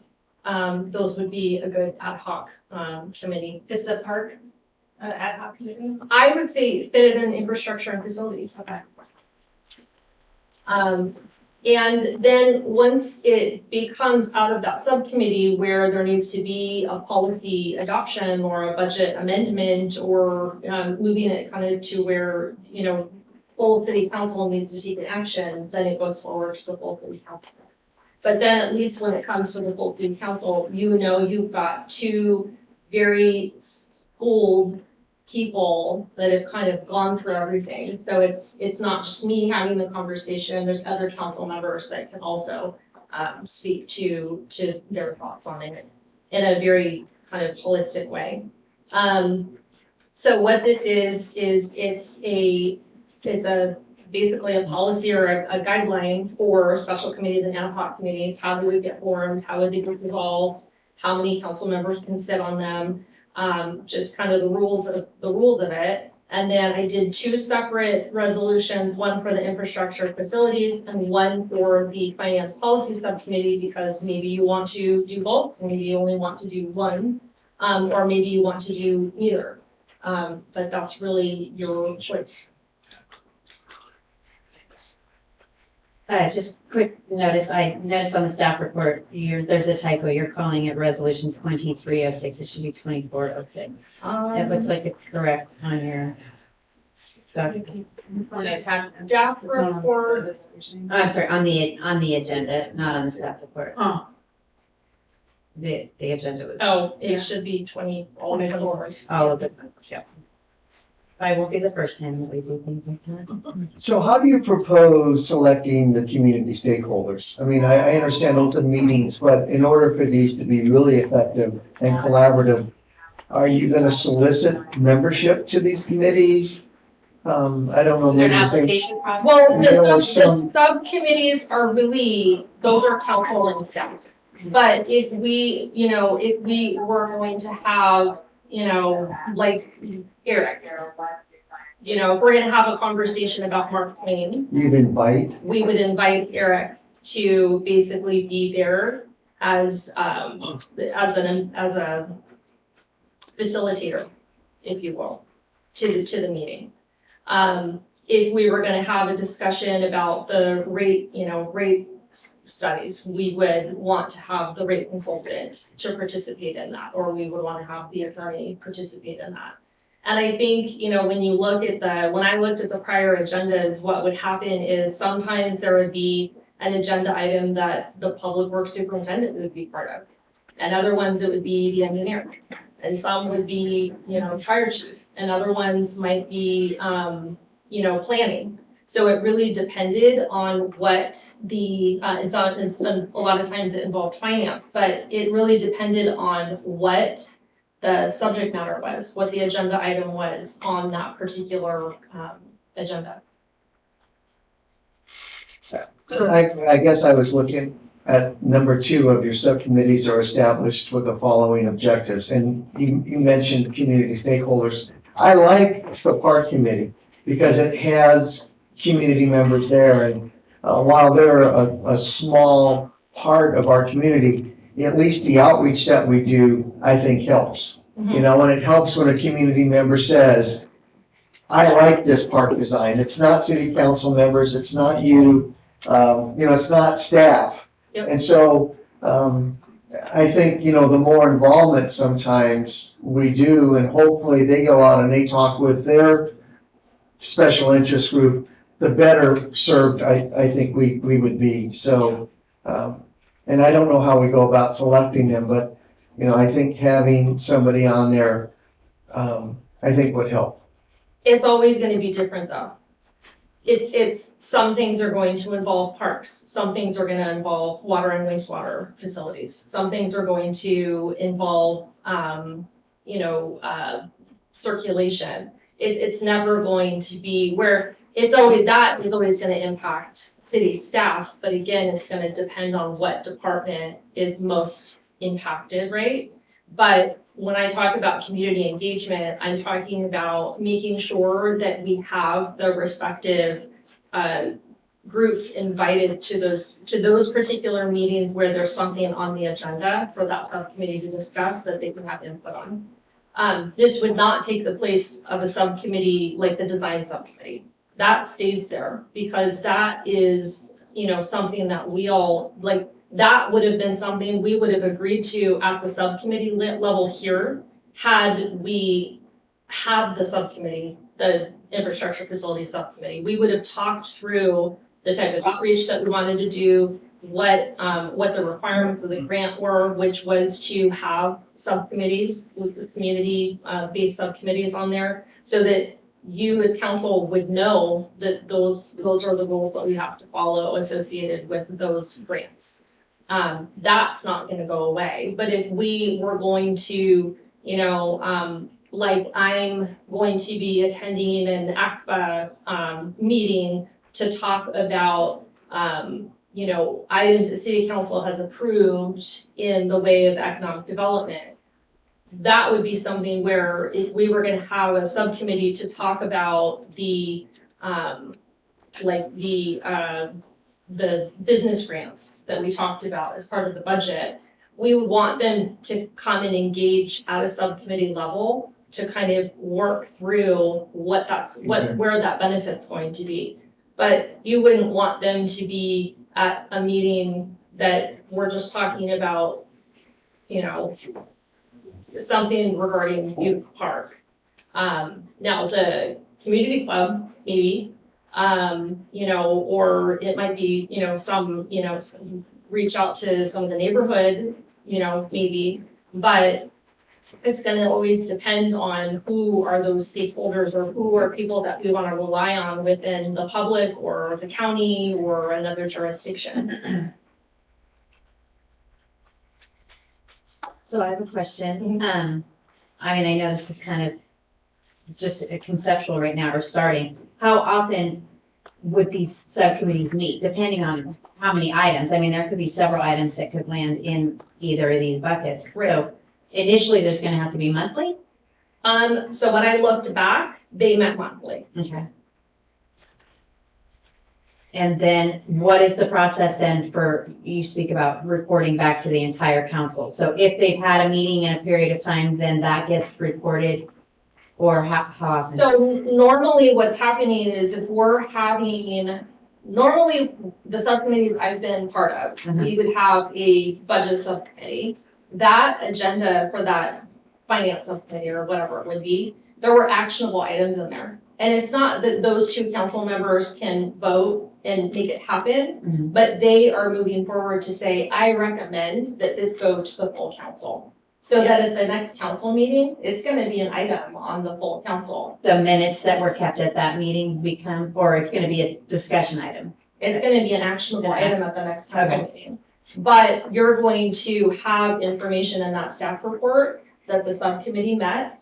The recommendation came from the two attending council members, with these stipulations or, you know, whatever it was that was described. And I've been on subcommittees where, you know, staff's recommendation going into it was X, but by the end of the conversation, one of the things went to the wayside because there just was zero Interest. And the other thing moved forward with some tweaks. So, but instead of coming to the full council and having all that happen, we had it at the subcommittee level. And we, you know, kind of worked through everything so that there is support. Now, one of you's, there's still gonna have to be a majority, so one of you still has to go with, you know, the consensus of that, subcommittee. But if there was zero support from the subcommittee level, we weren't going down, there's not a point of going forward. But with regard to the Brown Act, if there's two members that are part of the subcommittee, they can't talk to another council member. Correct. Because that's, Not until it comes to the council. Yeah. that was my thing. Yeah. Okay. And then it's handled just, it's a Brown Act meeting, so there's still minutes, there's agendas, there's Couple comment, open the. posting requirements, public comments, you know, the minutes, so, I mean, you can still see what was discussed, you can still see the minutes of what was discussed. It's open, It's open, yeah. And do you have an idea, or will these be day or evening, or is it gonna just? My- with the- It depends on what, There's the- a doodle. yeah. What's the doodle? You send out something and say what works for everybody. Yeah, like, Well, because it's a Brown Act meeting, we would want to specify when they meet, and so you would specify, you know, frequency of meeting, day and time. The subcommittees I've always been involved in were during the day. And then the other meetings were like the formal full board meetings would be at night. Some of them have had them where they were during the day, but, subcommittees were generally during the day because you've got more staff involved at a subcommittee level. Yeah, that makes some sense.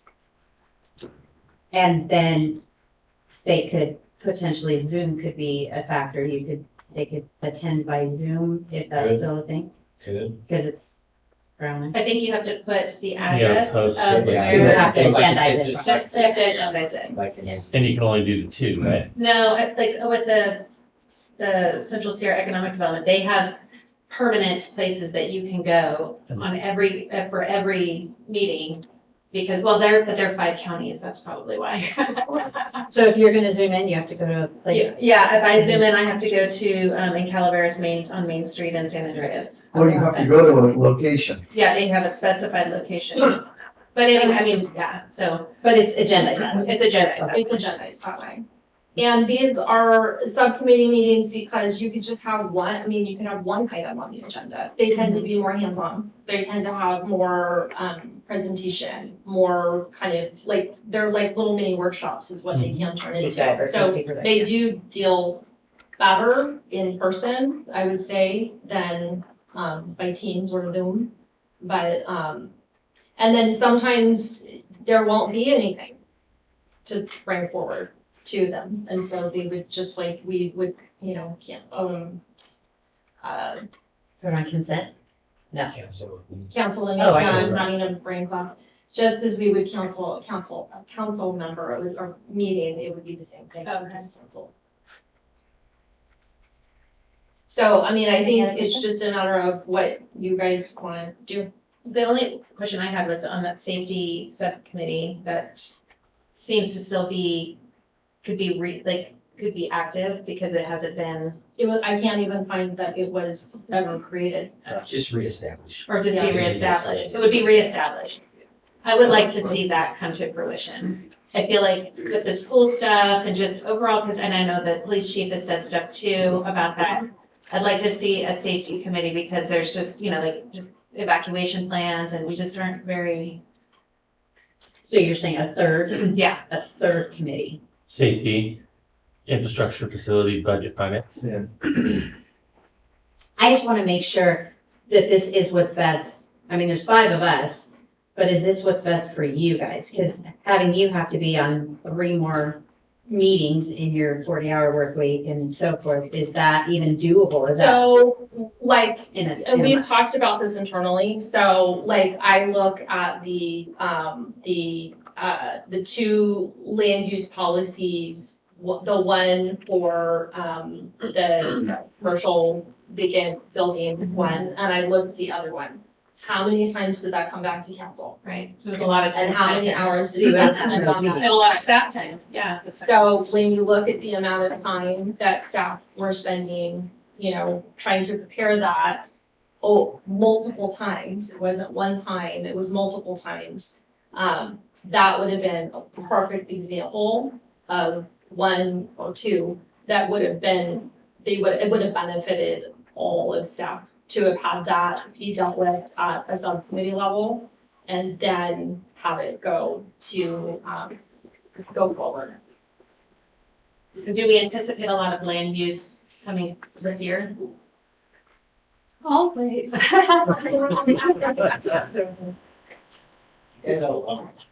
have a lot. Well, we have a lot of catch up to do, but, kind of, yeah, because, you've got your greenhouse gas plan, there are land use elements in there that are gonna require some action. And so, and then, I think that's called boring. I need to write. And I also think that there are issues that we experience on the operational, standpoint that we either have policies that need to be severely amended, because they're not working, or we're finding issues in the field that we need a policy, so we need to start with something. But, it would be nice to kind of have those conversations beforehand with council, because we look at it from, we need to get from point A to point B, you're gonna look at it from, well, wait a minute, my constituents are gonna think this, or mine are gonna think that, and we have to take that into consideration beforehand. So again, it's one of those, before it makes it out into like full, take a vote on it, it's more of a very in-depth conversation.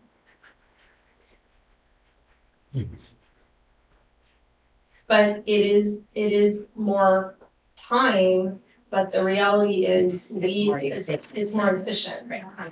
It's. Yeah. Okay, so real quick, I'd like to open public comment. I don't see a lot, but for sake of opportunity, anybody online? Seeing none, public comment is closed. So I appreciate the work that these subcommittees would do. And I understand that a lot of the nitty gritty can be hashed. But I also, we need to find a mechanism to make sure that we communicate all the discussions that have been had so that the public knows that we're just not coming here and all of a sudden we're a rubber stamp. We're out here by 6 o'clock, meeting starts at 6 and at 6:30 we're done because we're not gonna have any other conversation. So we need to make sure we find a mechanism to be able to continue asking the kinds of questions we're asking. Is there attachments that we can add into the Yes, agenda to the items? agenda or something. That are like minutes from those meetings? Yeah, we can, absolutely. And really, in any of the subcommittees I've been in, the staff report that comes to the full board is just more comprehensive than it would have, than what we had at the subcommittee. Because what we had at the subcommittee is like draft 1. What we bring to the full legislative body is like final draft. And so all of it's a much, I guess it ends up becoming a much more complete staff report, because you ask all the questions that anyone would have possibly asked. And now, everyone can point to that. So, where I think, what I hear from people when I'm like, well, have you tried to, attend one of our council meetings? You don't even have to come. You can virtually attend it. I don't want to sit there all day. I just want to, I don't want to sit there all night. I want that flip notes for me. Well, so I mean, a lot of that can be addressed in the staff report as opposed to sitting through, a 3-hour or 4-hour. Or also just letting people know like, hey, this is coming up on the calendar. If you want to attend just this item and this subcommittee about park or about vacant buildings or whatever it is, they could attend. Yeah. And that would be easier. I'm sorry, Rose, do we have any idea how many people access the agenda online? Is there a ticker on that or anything? I don't think How many so. click-throughs? Yeah, no. Because I do it like 4 times. But and the agenda's posted on our website and things like that. Post offices Right. at our location and this location as well. What about the backup? The backup's only available online, correct? Unless somebody contacts and says, can you please send me this? And then I can send it to them. And do you have Or they come in and we provide a full packet. packet? Mhm. Does that happen often? I want to say it's only happened maybe 3 times since I've been employed here. Okay. So going on 3 years. So. Okay. So we're gonna break this up, I'm assuming, and we're gonna first establish resolution 2406 to establish the guidelines of the committees, and then, are you looking for one for all, what are we doing here? It's your pleasure. Well, we first We'll have to probably establish, just do the first one by itself. You could do the other 2 together after that. And then I hear you might want to have direction to come back with a third one as well.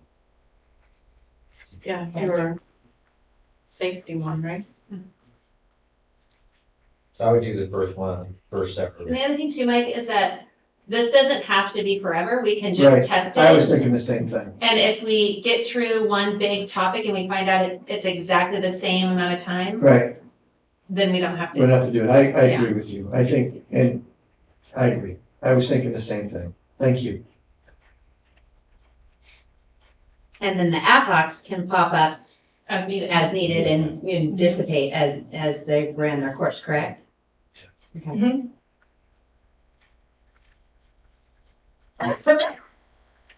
Okay, well, I will make a motion to approve resolution 2406, establishing the guidelines for the committees and the ad hoc committees. 2406. I'll second that. 24, yeah, did I say it wrong? Yeah, because it's 23 on the paper. Oh, I thought I. 24 dashes. Item And 4. I'll second that. We have a motion and a second. Rose? Shemente, Aye. Braulio, Aye. Moncada, Aye. Herndon, Aye. Shrub. Aye.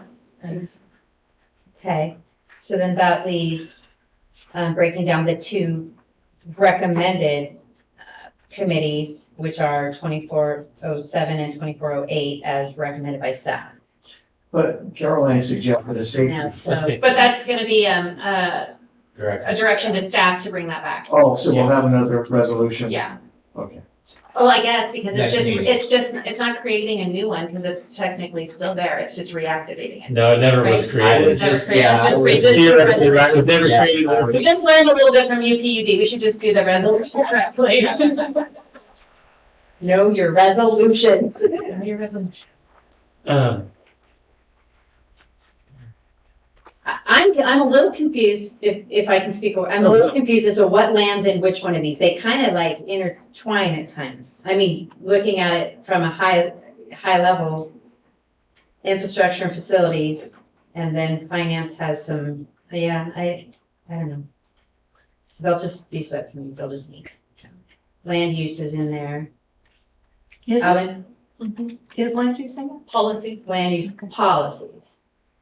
I'm used to having planning committees, so I'm Right. kind of catching. Did you have, go ahead. No, I'm just trying to figure out, no, I'm just Well, that's why you have the planning commission. trying to figure out times and just thinking about everything is all. I know. I mean, So what do we do? We establish these and then we start hammering down when they're gonna meet and who's gonna be the individuals on there? Yeah, because we have to go through this Because- next thing, appointment of Right. city council. And yeah, I mean, and that's, we just passed the resolution of the, the boundaries and the guidelines of the ad hoc and the, Mm-hmm. but man, I don't know. On one hand, I think we just do ad hoc, but I mean, like the budget and finance, I do believe that is kind of a key one and we should have, I don't know. I'm very torn. And when I think of Just infrastructure and facilities, I've heard you ask probably 6 times now, what's going on with parking, or what's going on with the Napa building, I know. or what's going on, or, and any of you, what's going on with the 4 and 49? Right, but What's going on? I think in his defense, we don't want 2 people getting all that information and not all 5. Is that, that's how I'm feeling. All of you would get it, because it would be basically a report out in terms of. Right, the but next that might be meeting. 2 months later, or depending on when they've met. Mine's I an don't information want- thing on who's getting it, because you Well, can still ask. You got, yeah, you But- still gotta ask. But mine It's is not the just one a that's ton of another Yeah. safety, of another infrastructure, another budget committee is all. That's my only thing. And No, or- or when you you- said the same thing. You said, I got no time. Or like when Utica Park pops up, do we have an ad hoc? Or if we want to do annexation, we do an ad hoc, as needed. But, the budget one I do agree with, so that's. Well, on a committee though, if there's nothing to agendize, then you. Right, then you don't have it, I know, and she We said don't that have to earlier. meet. I know. And the other thing is maybe we put boundaries around it, like we want to meet, I like boundaries around meetings. We're meeting for an hour. We're gonna get as much as we can get done in an hour So in do I. this subcommittee, no more. and that's it. Because of everybody's time is Yeah. precious, and so we can put boundaries. I don't know, can we? You can put boundaries too. We're not stuck in a 3-hour meeting. I know. You are right. Speak self. If we try it and we find we can't sustain it, it's unsustainable, we can come back and say, Sure. we're gonna put a pause on that, right? Can we do that? Okay, great. Or you can say, Or split it up. after meeting, like, we want this to be more specific. Yeah. So we want a ad hoc committee that just deals with parking in the city. Right. Because it's taking up too much time. Because, yeah, Right, because we can do ad hocs off these subcommittees, we can be like, they're separate, you guys are gonna deal with that. and they're not. All right, I'll make a motion to approve resolution 2407. And 8 together? Yeah. Or you Keep want them one? separate so we can disavow or do, right? Well, they Well, are you're- separate. They're separate by resolution, No, but. they're separate, okay. Yeah, and 2408, they are separate, both. Okay. So we have a motion. And if we decide that, if they bring the safety one back and we decide it's too much, we don't have to approve it. We're just giving, there's lots of options. I'll second it. Okay, we have a motion and a second. Rose? Shemente, Aye. Braulio, Aye. Moncada, I Hernan. just came up with a question really quickly. So ultimately, in creating these and creating the agendas and all that, we're actually loading more onto you, right, Rose? And do you have like the capability for that? Well, I'm slowly starting to teach Andrea how to take over payroll, so that's gonna take some time, but But that's gonna be offloaded off you then. eventually, yeah. I also, I appreciate the direction we're going, but I don't think, again, as Caroline said, I don't think we need to meet just to meet also. So there needs to be an agenda item of some specific nature. Substance. Yes, or you need to get the feedback that you need, because we're gonna be burning staff time at both ends Yeah. this way. Yeah. So, We are all spread thin, so. exactly. Yeah. So Rose, I was a yay, and then you have a vote from Sharada? Sharada. Aye. Sorry, and then we'll clean that up. Yours. Yeah. And then is there consensus to bring back, another item for safety? Right. Can safety be an ad hoc as problems are Could running? be It's always under, gonna it be- could be under infrastructure and facilities. It's not part of the all hazards? I don't, I don't know. I don't know. Oh, well. I don't know anything about what I don't even- all says. Are we doing the emergency operations plan Yeah. under the all hazards? We are rewriting chapter 2.12, which is our emergency response under the all hazards. Yeah, so it's a part of it. Who's on all hazards right now? But I mean, he's new. Yeah. I never attended. We were. Well, let me, how about this? I'll go and do some investigation. I'll talk to both of the chiefs, talk and see, and it was something where I was thinking like even the superintendents could be involved, like there's for various things that we Oh, I would need see. to talk about. Sure. Right, Oh, that's a I'm nice thinking idea. raw, like more than just Yeah. That's a nice addresses and signs. I'm thinking like we have active shooter stuff, like we have wastewater, Sure. we have ransom, like there's all this stuff that happens that idea. is Yeah. safety concerning. That's not like an Falls under, Oh. there's a lot of stuff. I'm thinking national security level all the way down. That's what I'm thinking. I want to be the safest little town in America. So I think maybe staff can dig into that or decide if it's being already Yeah. done. We Another can effort? chat some more and bring it back, maybe. Okay, How about that? okay. And then we Moving have the option at some point, if we believe that we're not utilizing staff time the way we should, or it's a waste of time, we can say we don't want to do things. We can get rid of Right. it. We have solved the We committee. can solve the Okay. committee. So. All right. So now we are on to G, and this is the appointment of city council and or staff to all committees, right?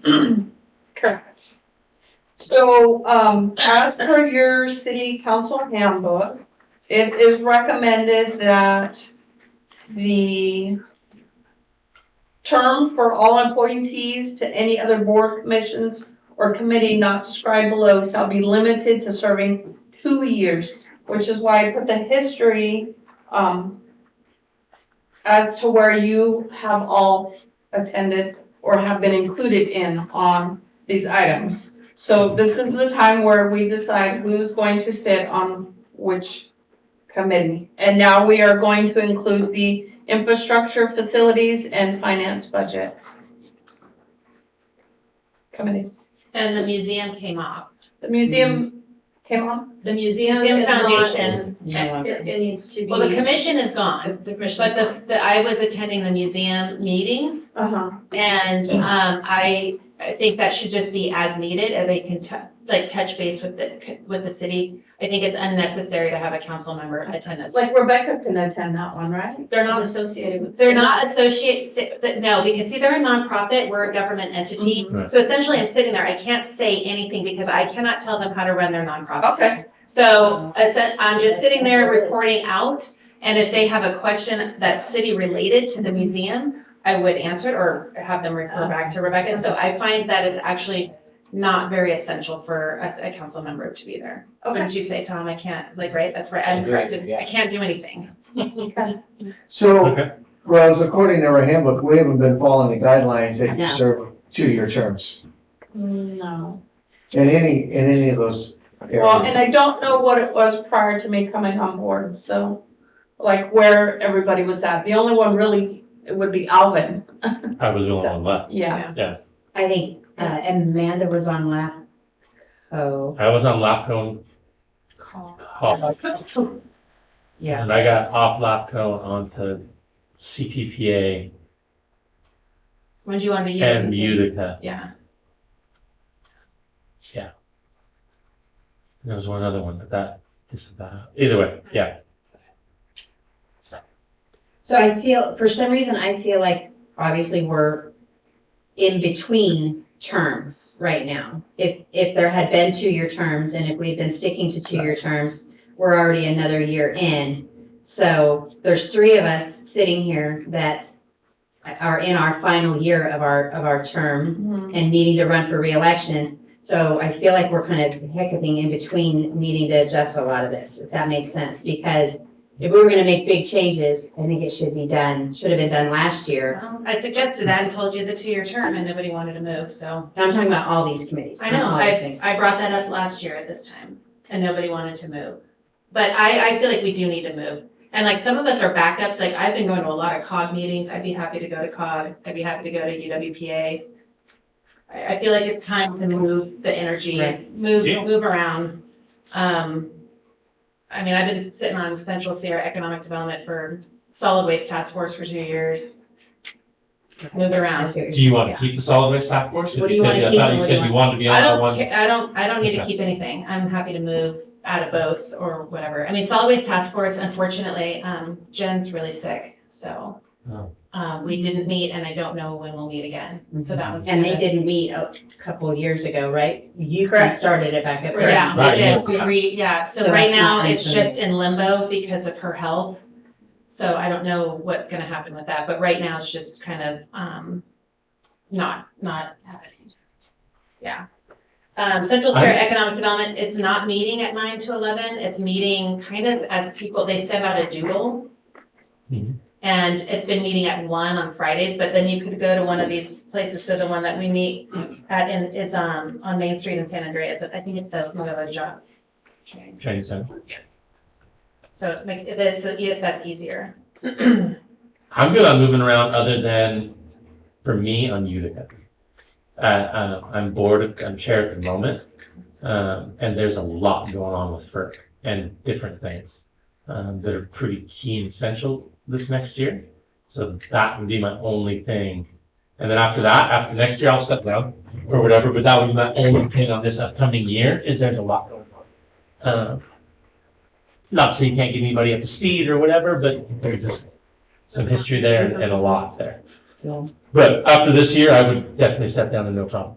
That's my only thing that I would want to hang on to. COGS, there's a lot of stuff that happens in COGS and it's pretty interesting. So, I There's think my that 2 cents. LAFCO is involved, and I know that there's a big learning curve on LAFCO for those who aren't as familiar with it, and I that's my only concern is anybody jumping onto LAFCO, it might take you 6 months to 8 months before you even understand the language before the term is up. And I'm on LAFCO, it doesn't matter, I've invested a lot of time and effort into LAFCO. I agree with Alvin on UWPA. I think that there's critical things happening with UWPA, and I do think that there's a need for continuity. I don't think I both would of you like need to to say. stay on there though. I think we should just ask one of you to stay. and So have what them is stay. it that you want to be on? Yeah. I would love to be either You're on good with COG or this whole thing, UWPA. right? Either one, I'd be you can completely. take my call. I'm with me, and like I said, I think there's most vocal with wanting to switch, so if that's what you want, I'm happy you're Yeah, vice I mean, chair. I'd be fine with either UW, what do you want to do? What's your number one? CPD day, so yeah. Yeah, because I mean, you've been there for a long I'm time. familiar with that. Yeah. And I wanna do all hazards. But I guess, here's what I would like to see. I hear what everyone is saying. I think it's important, you know, how long does it take to get up to speed? 3 of us are gonna be up for reelection. Will all 3 of us win? Who knows? And I think continuity, maybe this year is important. I also think if we have bylaws, they should be followed. But one of the things that I am most concerned about is we have to understand, and I'm not preaching here, guys, but we have to understand what our role is on a committee. Our role on a committee is to represent the city, then come back to us to make decisions. And when I met with Joel, my feeling was that, you know, the JPA was kind of out there doing its own thing and sometimes spending money that could impact our ratepayers and our constituents. And I would like to see whatever committee you're on, if it's a financial issue, that should come back to us. And that we should make a decision whether or not we're gonna grant raises or whether or not we're gonna do this or that. Some, you know, if it's an operational budget, I'm okay with that. But I think if it's something that's out of the box, I don't feel, while I trust what you folks are gonna do, I don't feel comfortable that 2 people are making a decision for the rest of us, which could financially impact the city. So, with that said, I don't have any hard feelings one way or another, whether or not we switch up or not do. I mean, we're all gonna gravitate towards something that we're interested in and something that we're familiar with. But again, I just believe that if it has a financial impact, that should come back. Understand what your role is on that committee, and that should come back to us so we can talk about it. That's my 2 cents. Isabel, do you have a number one that you want to stay on? I would like to stay on COG. And LAFCO is the other one that I'm on, that I'm happy to give someone else an opportunity to join. But yeah, so I'm not gonna say either way what I have to say on her. So how do you want me to handle this? Do you want me to go like CPPA and then you guys pick and then go CSEDD? Do you want me to That's go? how we've done it. Yeah? Yeah. I'm Okay. fine with that. Yeah. So CPPA. I would like to do that. Okay. And And then we need an alternate. I'll take alternate, because that one is pretty interesting. Or not, if The somebody else last wants. meeting literally was 4 minutes. Oh, really? I zoomed in, thank goodness. Really, yeah. Okay. So is everybody okay? Can we do this? Like, I'll take the list, I'll reread the list, and then somebody can make that motion? Yes. Okay. CSEDD, which is the Central Sierra Economic Development. What time is that at? They just say She quarterly. just said but that they it don't say. switches. Yeah, like this Friday, this Friday, they're having a special meeting, Mhm. at 1. So I have that one on my calendar, but, When's your schedule, other than special? it's generally, I mean, it was It's Thursday. quarterly, yeah, It was Thursday. a Thursday from 9 to 11, but they kind of send out a doodle to see what works for everybody. They have to have a quorum. And if they can't get a quorum, then they boot it Then down they the readjust. road. And when they meet in person, you drive us. I drive to Sonora, I go to the motherhood job training, and, it's all of the 5 county supervisors in city of Sonora and city of Angels. Let's come back to that. COG. Let's move on to COG. Who wants COG? I would like to stay on COG. Okay, so Isabel. And Caroline. Caroline. Are you Do you want to be okay alternate? That's- Yeah, good. yeah, You want to be the alternate? but I'd actually like to be on UWPA, I think, When I get to it. so. But COG number 2. Okay, so Isabel, Caroline, and then who's the alternate for COG? You can throw me down. Okay. So DAC, we're still not doing, League of Cities, no, LAFCO. So Isabel, you said you still wanted to be on LAFCO. I can be on LAFCO if you would like to keep me there. If no one else is dying to be on there. I am not dying to be on laughter. Okay. And you want to go first? I don't care. I mean, I don't care. I don't care. If I had to choose between staying on Utica and LAFCO, I would like to stay on Utica for continuity. But LAFCO can take it or leave it. I can be alternate for LAFCO. Alternate for LAFCO. Be different when John and tired. Yeah, See, no, that's- it's gonna be different. John Yeah. is retiring and that's gonna be a lot of Yeah. learning. They don't know yet. No, June. June? They What? make There's quarterly, a gal that. or bi-monthly, Every other month. every other, Yeah. uh-huh, bi-monthly. So I have Isabel, and then I have Shemente as the alternate. Sorry, say this one again. What is this one? I LAFCO. need, LAFCO. still on LAFCO, I Sorry. need another person for LAFCO. I'll stay on it. I mean, we can come back to it. Okay. And then, the solid waste, which again, that meets very rarely. I'll take it on then. Okay. Well, I'm sad that. Who's an alternate? I'll be the alternate. Okay.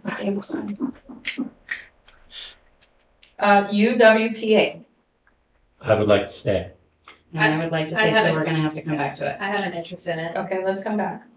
I think the 2 of you, that's a lot of continuity. I think one can come off. The IRWMA. Did something happened because I feel like you both had very strong opinions. No, I'm just, I'm day one of, day one of coming Not on council. I've been super intrigued by UWPA. The water is fascinating. Mhm. It really is. And so that was one of the ones I wanted the very first month I was on here when we picked. And then the second year came around and didn't get on it, and now I'm asking to get on it. Got it. Yeah. So the IRWMAs are given, it's Rebecca and Chris. That's right. So the all hazards.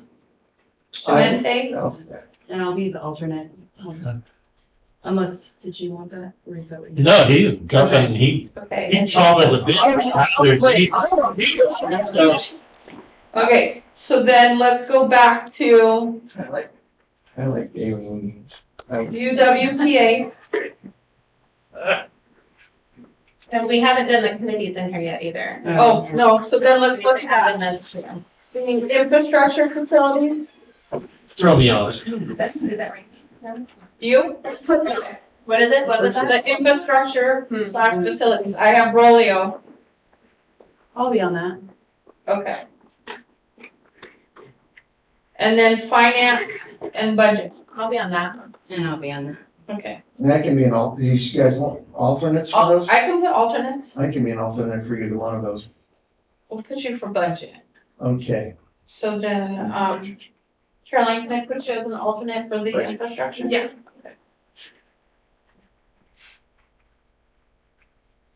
That,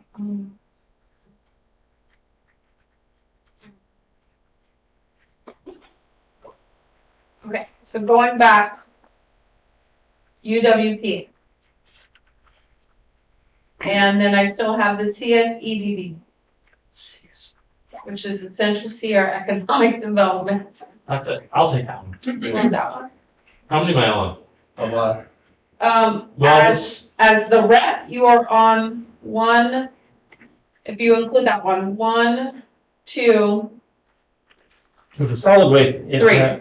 Solid waste is very rare. Yeah, right, because I think Yeah. Joe was that one. I was the only one alternate. that was doing it monthly. Yeah, That's not okay. really. Quarterly, and then meet, So- and when they do meet, it's less than an hour. Yeah, that's, I remember that And I was. think it's the same night as COG usually. It No, it was is, LAPCO. no, I'm sorry, I meant LAPCO. Yeah. I meant LAPCO. it's quarterly. So the CSEDD, I need an alternate. I can do that. Okay. Okay, then going back to the UWPA. And I'm not mentioning the Utica budget because that, I'm assuming that you, whoever is That's the in, stuff I saw. yeah. Yeah, the youth budget, I don't know, it was in there somewhere. That was, I don't Yeah. know, that's like a subcommittee off of that. Correct. There's also the there's also, there's a couple of them. Yeah. Okay. Well, The only so, thing I'll say is I've had a conversation with a couple of the board members at Utica as well as Joel, and with the critical things that are happening, there was verbal comments made that it's very important that we remain if we could. I don't know. Any if that was that. recommendation, huh? so my only question is, are we sticking to the 2 years or not? We're not on anything else. Well, we just switched up to where we did now, I Okay, think. well then why am I on LAPCO? I'm not on any of my previous. Right, I would be, the youth would be the only previous that I was on. Then I need to get off of LAPCO if we're sticking it out. So We should be off of there's- everything, or I There's my clarification thing. If we're gonna be on for more than 2 years, then both of us, both me and. How many years have you been on it? Well, then I need to switch too. Yeah, I thought we were giving up the 2-year thing, it was obvious, because Right, LAPCO. And. like and- two and a half-ish. I came on the 1 year, halfway through or something like that, I forget. You've been on as long as I have, and I'm on. Just 3, okay, then it's 3. We've been on. And I filled in for Joe, I think. I think it was an alternate for Joe or Oh, something so like you must be 3.5. No, because Joe at the same time. I mean, I made a meeting or two in between. Joe was So- on there when I was, yeah, you're right. He was the member at large. No? No, he's a council Scott member. Beal. Scott Beal. Scott Beal was a member at large. Yeah, back that's then. all it was. So if we're sticking to, everybody's a 2-year term and out, then we're out. So that, for me, that's where we have to make the deciding factor. If not, I'll fight to stay on Utica for a little while, Yeah. for one more term. But if not, then I'll step down. But it just depends on what everybody wants to do. I think we need to mix it up with you. I just think, why I not? mean, how- Why not? I mean, I get the continuity piece, but all this work is important. It's not saying that something else is less important, and I feel like, you know, it's something that I wanted to come on council for. I really am intrigued by this. I would love to do that work, and it's really unfortunate that no one's willing to budge on that. Then I'll budge on it. If you want that, then that one's all yours then. Now you. What? As the alternate, oh no, we need 3 people for UWPA. I'll be all. Because I was the alternate, so we would swap places. Okay, so it's gonna be Caroline and then Jen. Yes? So I'm familiar with the way that CPPA runs, like with LAFCO. Some of the stuff that's put before you is it kind of rubber stampish, or is it stuff that's controversial, or so what do you perceive your role is on LAFCO? That's my question. So this year, I would say it was this year, correct, this year? Special districts? Mm-hmm. There was a lot of discussion about that, and whether we should dissolve some, if we should leave them. There's a lot of discussion about sort of what to do, because, so I suppose I could say you have an integral role, because you could be a part of abolishing something that was taking so much time to become, because there's no interest. So there's a lot of structure in it. With your experience in planning, it wouldn't be, it would kind of come second. Volunteering. I'm just trying to get a feel for some of the decisions that you would like with a special district. How does that decision impact the city? It really doesn't. Right? Well, no, well, It really, the only thing is our sphere of influence, Right. Potential annexation. Annexation. But a lot of the decisions, a lot of the discussion is county, like in Milton and in. they also give the thumbs up or thumbs down on formation of subdivisions. Subdivision. Yeah. Also on agricultural stuff. Right. They're pretty powerful organization. All Yeah. of them. When I went So- to CalAFCO, it blew me away how some people in other areas where water's really big or subdivisions, LAFCO is more desired than even their city council or their supervisors. It's like that. And I think they're even like Right. really heavy campaigning to do it, yeah. So.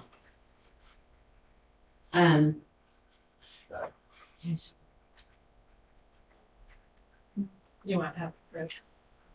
Do we need That to, was it. Rose, do you have Give me just 1 minute. Oh, Alvin, are you Utica alternate? I'm alternate. I think that's it, isn't it? Yeah, I guess philosophically, I don't know.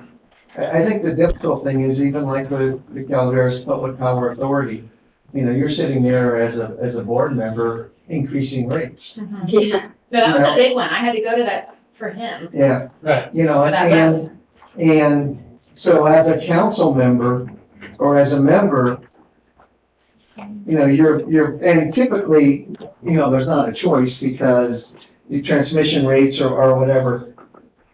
And I guess I'm thinking, reflecting on back of what I said, you know, I don't, you know, I've never heard the Angels representative or the Board of Supervisors representative say, I gotta go get consensus from my board members. Right. You know, Tom, so, you know, I'm struggling with, That's, you know, with, You're really given the responsibility by virtue of this election. you know, and I don't know how to, because if we had to bring back everything you voted on other committees, nothing would, hardly, I mean, if we had to bring it back to every board, I don't know how you would get. And with regard to the two that I sit on, both LAFCO and Utica, I pride myself in my notes and coming here and almost regurgitating everything every decision that was made. And I can count not one single time that any person in this room has ever, other than Rebecca, has come to me and said, hey, Jen, something that you mentioned, you know, can you elaborate on that? Or can you answer some additional questions? Or what are you guys doing next week? Not anything. So I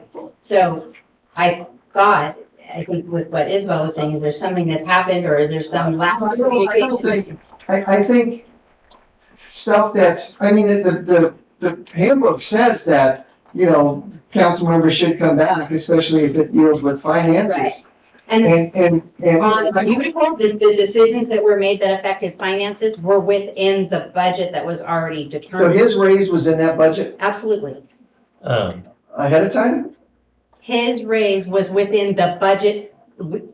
City of Angels didn't have to pay any additional money for that raise.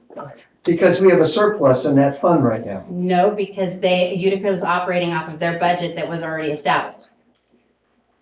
So Was there a budget adjustment? Is so- that what you're asking me? Did Utica have to do a budget adjustment to allow his raise? Yeah, I believe they did, but it didn't affect City of Angels and it didn't affect UPUD. And you don't believe that that decision should come back to the council whether or not someone should get more money? At that time, it didn't, no.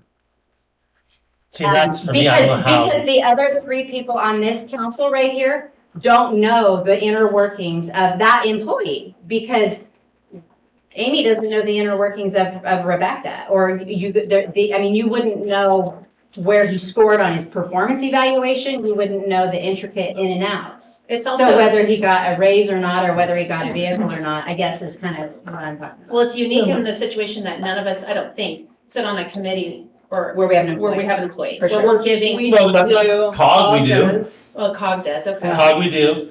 We pay And actually, LAFCO, we LAFCO, pay LAFCO, John. we pay part of John Benoit's, and, you know, like, on COG, you can say, I want money to go to this project. I mean, there's different things. So you're shuffling money, in my opinion, you're shuffling money on all these boards, whether it's, I mean, I don't know, how much was our power bill last year? 200,000. I'm just throwing out $200,000, Yeah. whatever the heck it was. We vote that, I mean, you don't have a choice, We don't right? have a choice. We really don't have a choice because We don't have a Eagles here it choice. is, but you spend $200,000 for the city. We voted to give Melissa Eads a raise, Raggio. or Raggio. Same as Joel, yeah. Yeah, same I as was- how much we Joel, were same gonna as, give her as her same as salary. Dennis. I mean, I'm trying to remember if I voted Dennis a raise when I was there. I And that figures into the, Yeah, I don't. so, I don't know, I it's think a hard decision. part of what maybe you're getting at is that if there's something outside the norm, maybe have a presentation. Like when I went to UWPA for you, because you were out, there was a opportunity that he was wanting to present and take, and it had this whole thing about 25% might get stuck with the two of us having to pay. Right. And so for me, it was like, that's a presentation. Like if that's something that is gonna affect our ratepayers and our constituents, that needs to come to the council. I think that's where I'm sitting in my head. At least when I was in that meeting, I was like, oh, this is something that I don't wanna sit here making that Right. decision. I would like Joel to come and talk to us and tell us more about what this grant opportunity could be. And would we accept it if it was only 75%? Or would we only accept it if it was, not accept it and only accept it if it's 100% coverage, things like that. Because that's clarity, and I feel like that's $13 million. Right, and everybody on Lots that of board for money. that vote, Yeah. the two, Yeah, from Murphy's, the two here, and the citizen large, I So think, that's- if I remember right, we all voted against Yeah. it because it was too much of a risk. Right.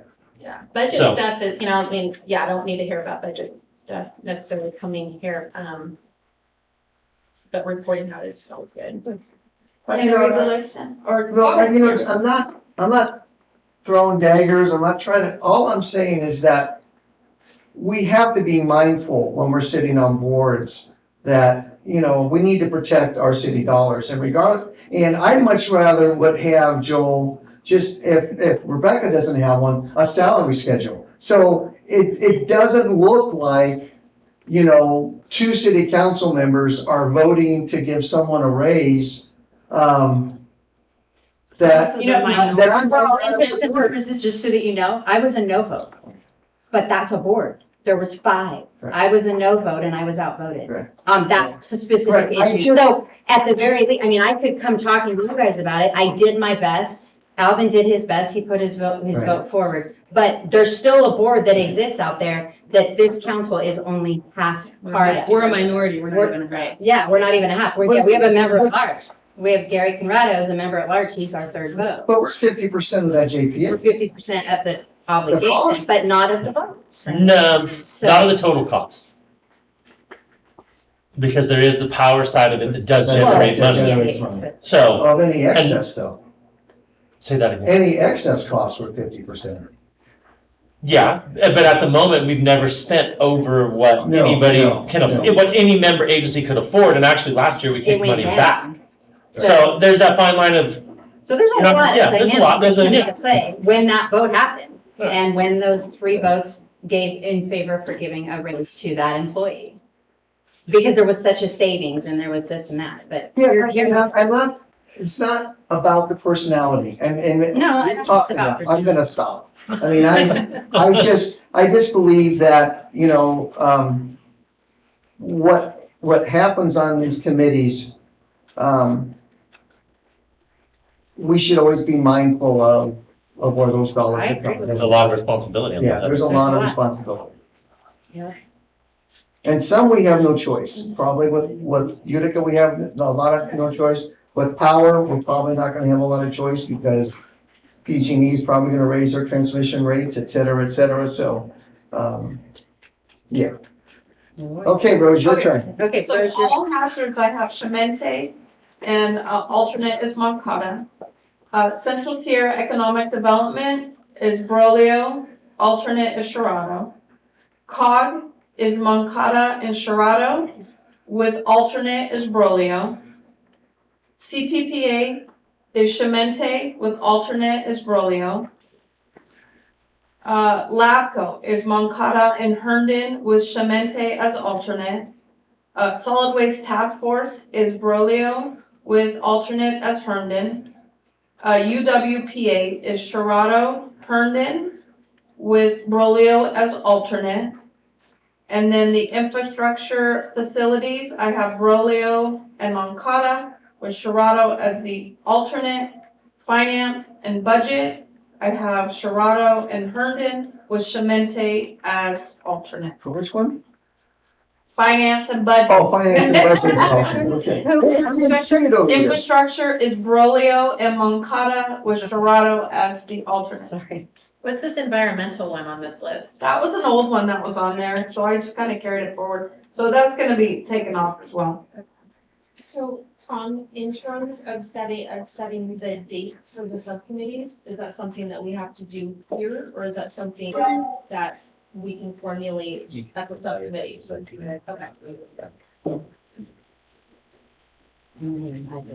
I make a motion to approve the appointments as proposed. Now second. Brolio, Shemente, Aye. Brolio, Aye. Moncada, Herndon, Hi. Sherrado. Aye. Thank you. Okay, so I have the next one. Go ahead. You have the next item? Yeah. Okay, Oh, a calendar.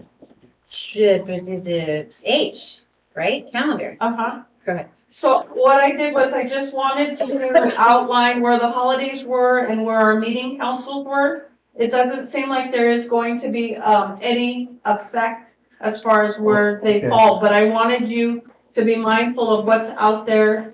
And if you guys have vacation plans coming up for certain holidays, that we discuss now if we're going to not have a meeting one of these months, or if we're going to just move forward with what is here.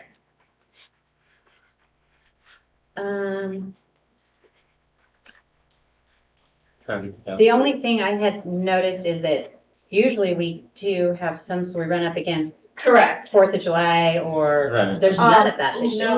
The year before was November for Thanksgiving. Yeah, that's This not. year was Christmas. So, Yeah, this year's So super everything's weird. kind of- Everything kind of lines. it, where yeah, it does. Well, Thanksgiving's because right. it's a leap year. Oh, it's a. Is that what? Yeah, is that The only thing I would consider is I felt like it was very nice having the holiday break that we. I had. agree. Because it's not just the council meeting, but it's all the other stuff and then family and Christmas Yes. parties and all that. So, Yes. but we could always address You that. heard the second meeting in December. Yeah, is that your Well, I'm not suggestion? saying do we have to do that right now? I think we do it now just to put it on the calendar. So that you guys know. Uh-huh. Thank you. That was my only thing, is maybe just have the one in December and I then, have a motion to- You Yeah. have hey, it consensus. was nice. It was really nice. Really. And does all of your staff then take the week No. So that's just, each individual staff member makes a decision in the office? Okay. So I have a motion from Braulio to remove the second meeting in December. Second. Thank you. Smente, Aye. Braulio, Moncada, Hernan, Sharada. Thank you. This is really what I was after. Smiling. She got planned her next vacation. Yeah. Oh, wait a minute. Thank you. All right, so that's it for the agenda. Let's move on to administration report. Rebecca. So this week, I'm going to be meeting with, local builders and our building official, just to identify, bottlenecks in our permitting system. And so our goal is to just formulate recommendations for improved collaboration between applicants and, contractors, the building official, inspectors, and, plans examiners, So are you also gonna, as was discussed or suggested, allow, if it's a local contractor with a small project, try to do those plan checks in-house as opposed to sending them to the consultant, and let the bigger one like Habitat for Humanity, let those folks in Sacramento do that? It just depends, because you have to remember, we also only have the building inspector in our office twice a week. And that's also dependent on if there's inspections or not. So if we don't have scheduled inspections, then we're not gonna have him be on site to sit around and pay him to do nothing. But with that said, we can also work, more closely with CSG to do quick, like, Oh, you can? desk turnarounds, yeah. So that'll be part of the conversation on where we can kind of help expedite more simplistic ones. And we have worked on some over-the-counter permits, that we can do without going through the whole plan check process. And then if it does go to CSC, that doesn't mean we're paying a higher rate. That just means that that's where Randy is, right? He's at CSG that day and he might be reviewing. No, or but it can be a lower level plan or a check. technician or something. Okay, so hopefully it doesn't mean that we're automatically instilling much more cost for the Right. ratepayers. Is that what you're saying? Right. Well, I No. just think we need to expedite as much as For we sure. can. And it'll be, thank you for, organizing that meeting and listening to their concerns. Yeah, I think it's. Because we don't want to turn them off from building in the city No, and or so. doing updates and- or not pulling a permit. Or not pulling a permit, and Which so, happens, yeah, so we're trying to get around. Are you including now, is this a subcommittee thing? No, this is, I'm having a stand, I'm going to a meeting, I'm having. You're a throwing meeting, yourselves to the wolves. Throwing myself to the wolves, yeah. With a whole room full of contractors. Yeah. It'll be fun. We all know each other. I'm having a joint GPA meeting. We're gonna be discussing between Joel, Jessica, and myself, key agenda items for the joint GPA meeting that will happen at the end of this month. And so we'll be meeting to go over that. I'm going to be attending the ACWA meeting on the beautification and economic development, items that have been included in the budget as approved by city council to kind of align ACWA's efforts with our city goals, just so we're on the same page with that. I'm also, going to be having a meeting with the county CEO. We both agreed it would be helpful for us to have kind of a standing meeting together to kind of go through collaboration opportunities between agencies. Some is like OES coordination, Caroline. So when you talk about safety, some of that is not under our purview, because if we have certain types of disasters, we have to rely on county OES just because they are county OES. Sure.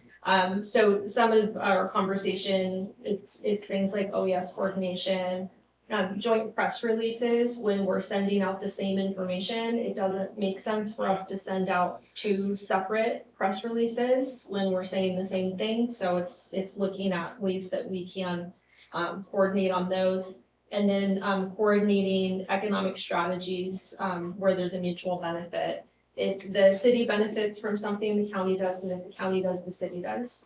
So, making sure we're, in alignment on certain things, so we're not stepping on each other's, toes for that. And then, we are going to be having a meeting, with COG on the Safe Streets for All coordination, since that is a county project as well as a city project that's hinged on that county project. We, kind of talked to COG about that, that's kind of a great coordinator role to make sure, since it's gonna involve the entire county, and then we're a subset of it. And so we're gonna meet with Melissa to talk about roles and responsibilities, and if there's ways that she can help facilitate that. And then that's kind of all I have. We had some staff take some vacation time here and there, and just gave us the opportunity to kind of catch up on, things that were piling up on our desks. So it was, all in all, was a good holiday period. Nice. Any other questions or comments from anybody? Okay, item number 9 is council report. Caroline, let's start with you. Okay, I'll start with the Central Sierra Economic. We had a special meeting on December 11th. We added in, they were able to get into the SEDS, the Angels Camp Community Resilience Center, which was good. And we approved that 23 to 28 comprehensive economic development strategy, the SEDS, and so that was exciting. And then they talked about SBC is asking for applications for a Catalyst grant. So it's about projects that we want to do. And this is grant money to help you get to that point where you can actually submit for the grant for the project. It's $9 million, and the projects need to be like after July. SBC is asking for projects right now, website link. And so if you need any more information on that, I can get that to you. 50 million is coming for readiness grants in 5 sectors: ag, recreation, tourism, healthcare, and forest economy. And that's gonna be mid-year 2024. So that's that one. And then went to COG and CTA with Mike, and Caltrans did a presentation on upcoming grant funding. We voted on Tim Muterdes and Pat Bettinger, is that how you say that? As our public members. And then we passed a motion to give Melissa Raggio authority to this resolution approving the submittal of the final 2024 Regional Transportation Improvement Program to the California Transportation Commission. And then CTA outreach is happening at public schools, Mountain Oaks and Calaveras High, and teaching them how to be connected on the County Connect to Jackson and Tuolumne County. There's that one. And then I went to Utica, but you want to do the Utica one? I can let you do that one. Do you have good notes on that? Kind of. Okay. I'll bounce one off you Okay. when we get there. Okay. And if you can, send me the information on the SEDS. Okay. Yeah. I just have, we had discussion on the tunnel tap, the consideration of the adoption of the resolution for the CIP, 12 million, and we did not vote on that one. We did vote. Kick that one. We kicked that one, but we did vote on the $1 million. Yeah, for planning. Yeah. And so we're looking for planning grants, Yeah. not a construction grant at the moment. So we kicked the construction grant out of the CIP, but we put in the planning. And then my question was, we'll just go right now. What was the hydro clean energy? That was a grant. That was a grant something. We were going after some grant. The reclamation one, Water Smart grant program, no cost to ratepayers. Is that what it was? It's a water smart. Yeah, it's Yeah. a Water Smart grant, and Mhm. so we were after some grant. And then the annual outage recap. Yeah. You guys did a pretty darn good job. Joel spoke about, thank you to City of Angels, because there was a fire, there was a water main break. All in all, the city didn't conserve a whole heck of a lot of water during the outage, even though we blasted it everywhere and put it everywhere. But all sorts of stuff got done. Line breakers got put in. A whole bunch of flume got put in, actually even some more than expected. Good. Can you pass that down to Alan? What else was that? That's for later. Oh, deal. And that was it, the FERC exemption we've now filed. So we're in the, like a waiting period to see comments. Anybody can put comments in the forestry, everybody, so we're in a waiting period to Stakeholders, yeah. stakeholders. How old is that comment period? 60 Is it 60? or 90. I think it's 60. 60 days. And then we will finally maybe hopefully get some legit costs depending on how many people want surveys and studies and all that type of stuff. So hopefully before too long we'll get some costs on that. But that's where a lot of the money could come into play, is what people want. What else did you have notes-wise or anything That else? was it. Because we mostly just got updates. We had those with Yeah. presentations. Yeah, and I just good job to everybody over there. Fields and Rasmussen and everybody did a good job. And then, you want me to keep going for 1 second? Yeah, you're up. And then I had budget review the other day, since it was on there. There's some overages that are a little concerning. The water price is one of them. We did not sell, our water sales were down. We kind of budgeted in for NCPA to give us a certain price, and they didn't. So we generated some power, but it didn't come through. I mean, we'll have to do some budget adjustments. And then, For mid-year, or for the month. no, for the mid-year. So we did an overview for mid-year. Yeah. And they didn't buy the water because they didn't need it. We were hoping to get, don't quote me without me looking at my notes, like $80 an acre foot. They offered us like 50 or 55, or 55 to so many acre feet, and then 50, and then 45, and step down. So we ran it through the powerhouse because we actually made more money doing it that way than not. And our power generation's spot on. We're at 49% for the year. But then the shot concrete prices went through the roof, and we actually had time to do a little more. So that was over by, I think, $1,000 or something like that. Insurance went up. Yeah, there's just some stuff that went on that we need to take a look at, and that's coming to the entire board. And that's all I have. That's all I got. That's it? That's it. Isabel? Nothing to report. I attended a meeting with Caroline and she's familiar. What I did figure out is that Alvin's advice was just listen to what Amanda's doing and look. It's overwhelming to sit on something like that you're not. Which board is it? COG. Because he's never gone. I've never been. And we had to vote in 2 You guys were both members at alternates? large. And Yeah. they were both gone. So it was a little bit hard. It's unnerving to suck in as much information and then to follow the format of their agenda. Yeah. And it was hard for me. Yeah, I did notice that. I'm like stuck at our agenda. I Yeah. like and so when you go to another meeting and the agenda. And you're fishing for stuff and I couldn't follow it. But and- it's just a different layout. Yeah, but I mean, I appreciated the experience and I haven't attended in all hazards and hopefully I will soon. January. January. That's it. And looking forward. So let me ask you a question with that. So do you notify the agencies of who the new representatives are? So they reach out to you? Okay, perfect. Because they're gonna require Form 700. Oh. So we can Yes, include that right, in. yearly. Which I Yeah. just got in my email. Yeah, so the Form 700 email has gone out. Oh, yes. She's already completed hers, but what I can do is Oh, look at you. What's that? you do yours for us, I can add in the others, so. And you've sent that as a separate email? It's an email that comes from the Form 700, like. Is that the email. same one that the county uses too? No, So if you've no. already logged on, I don't okay, think so. You have to Yeah. log in separately. Yeah. It's online, it's online. but it's, Yeah, yeah. you did it when you came on board. You have a different so- login. Oh, and we have to do it again because it's Yeah. a new year. Correct. So you're gonna send it to us? You should have it, but I'll And she'll send you a resend it. reminder too. Yeah, Please. yeah, I'll resend it.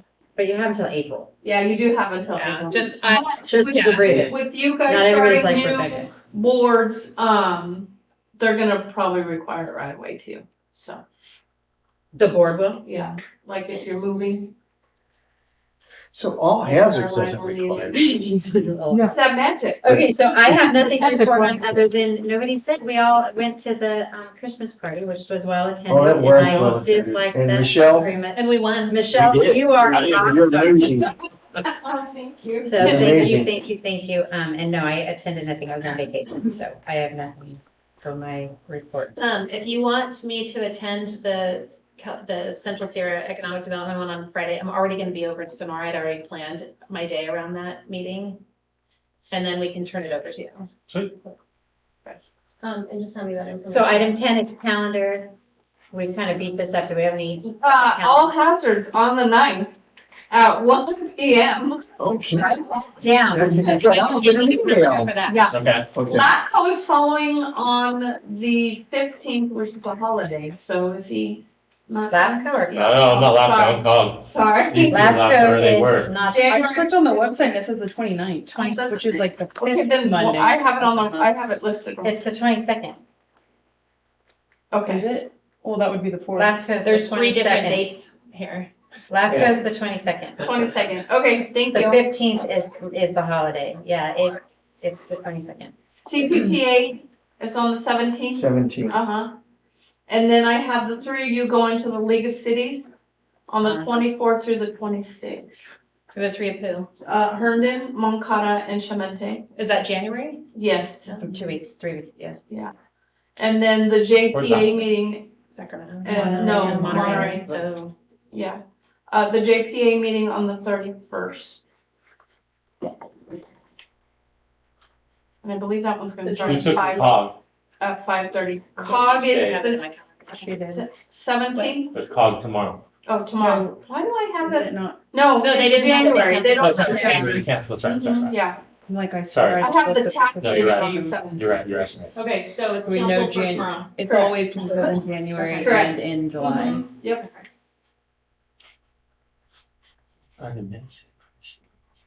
Okay, future agenda items. So we have the financial review, mid-year and discussion about 24-25. However, that's supposed to be at the next meeting. Michelle is going to be on vacation. No. So, I can give it, or, we would need to move it to the first meeting in February. I say wait, because I need her to Yeah. sit with me and do some other stuff. Yeah, Okay. I'm okay with that. Mhm. Unless you think there's some pressing. There's nothing pressing and everything looks really good. Perfect. And then also, we all know that the museum commission doesn't exist anymore, but our ordinance doesn't. So, we, for the next, meeting, put in the rescission of ordinance 340E and 476, so we can clean that up. And then, I also had Zoom bombing policy, but I don't, from legal. The legal. They're ghosting us right now. And at some point too, we need to address this handbook. So, Yeah, needs it. Yeah. Do you need us to go through it or? Where does that start? I've gone through, yeah. I Where does think what is it's- the start process on that? We dive into it? Well, Checking that. I mean, just from legal perspective, there's things in it that You can't does change. cause heartburn over, so those would be things like that. Are they currently looking at it, or do we have them? No, they've just been waiting. Is it possible for us just to agendize it and just come up with, because the stuff, there's a lot of it that we can't like touch a in the study handbook. session on it? Yeah, or, because but I have some questions, but I have like 5 or 6. And, so could we review it and just talk about it here? And then, bring it back. yeah, With and maybe just a revision? discussion and then, do strike through, yeah. Well, You have to form an ad hoc committee. Oh, yeah, and you're, financial policy subcommittee. That's true. how is that? Because it's a policy. Oh, Finance and policy. Oh, I see. I do like having people just go through and you track your change, Yeah. and then we can bring it and See those. Yeah, I agree. yeah, because everybody has different editing or like. How does that work with Brown Act? Council members do track changes? No, I wouldn't No, say in the no, same, no. you're not in the same document. No. Okay. Yeah. Or do we just do a study session? Or you could do a study session, yeah. And then I just don't wanna do it at a council. Okay. It's terrible. Who are you working with on this deal? No. All right, I'll talk.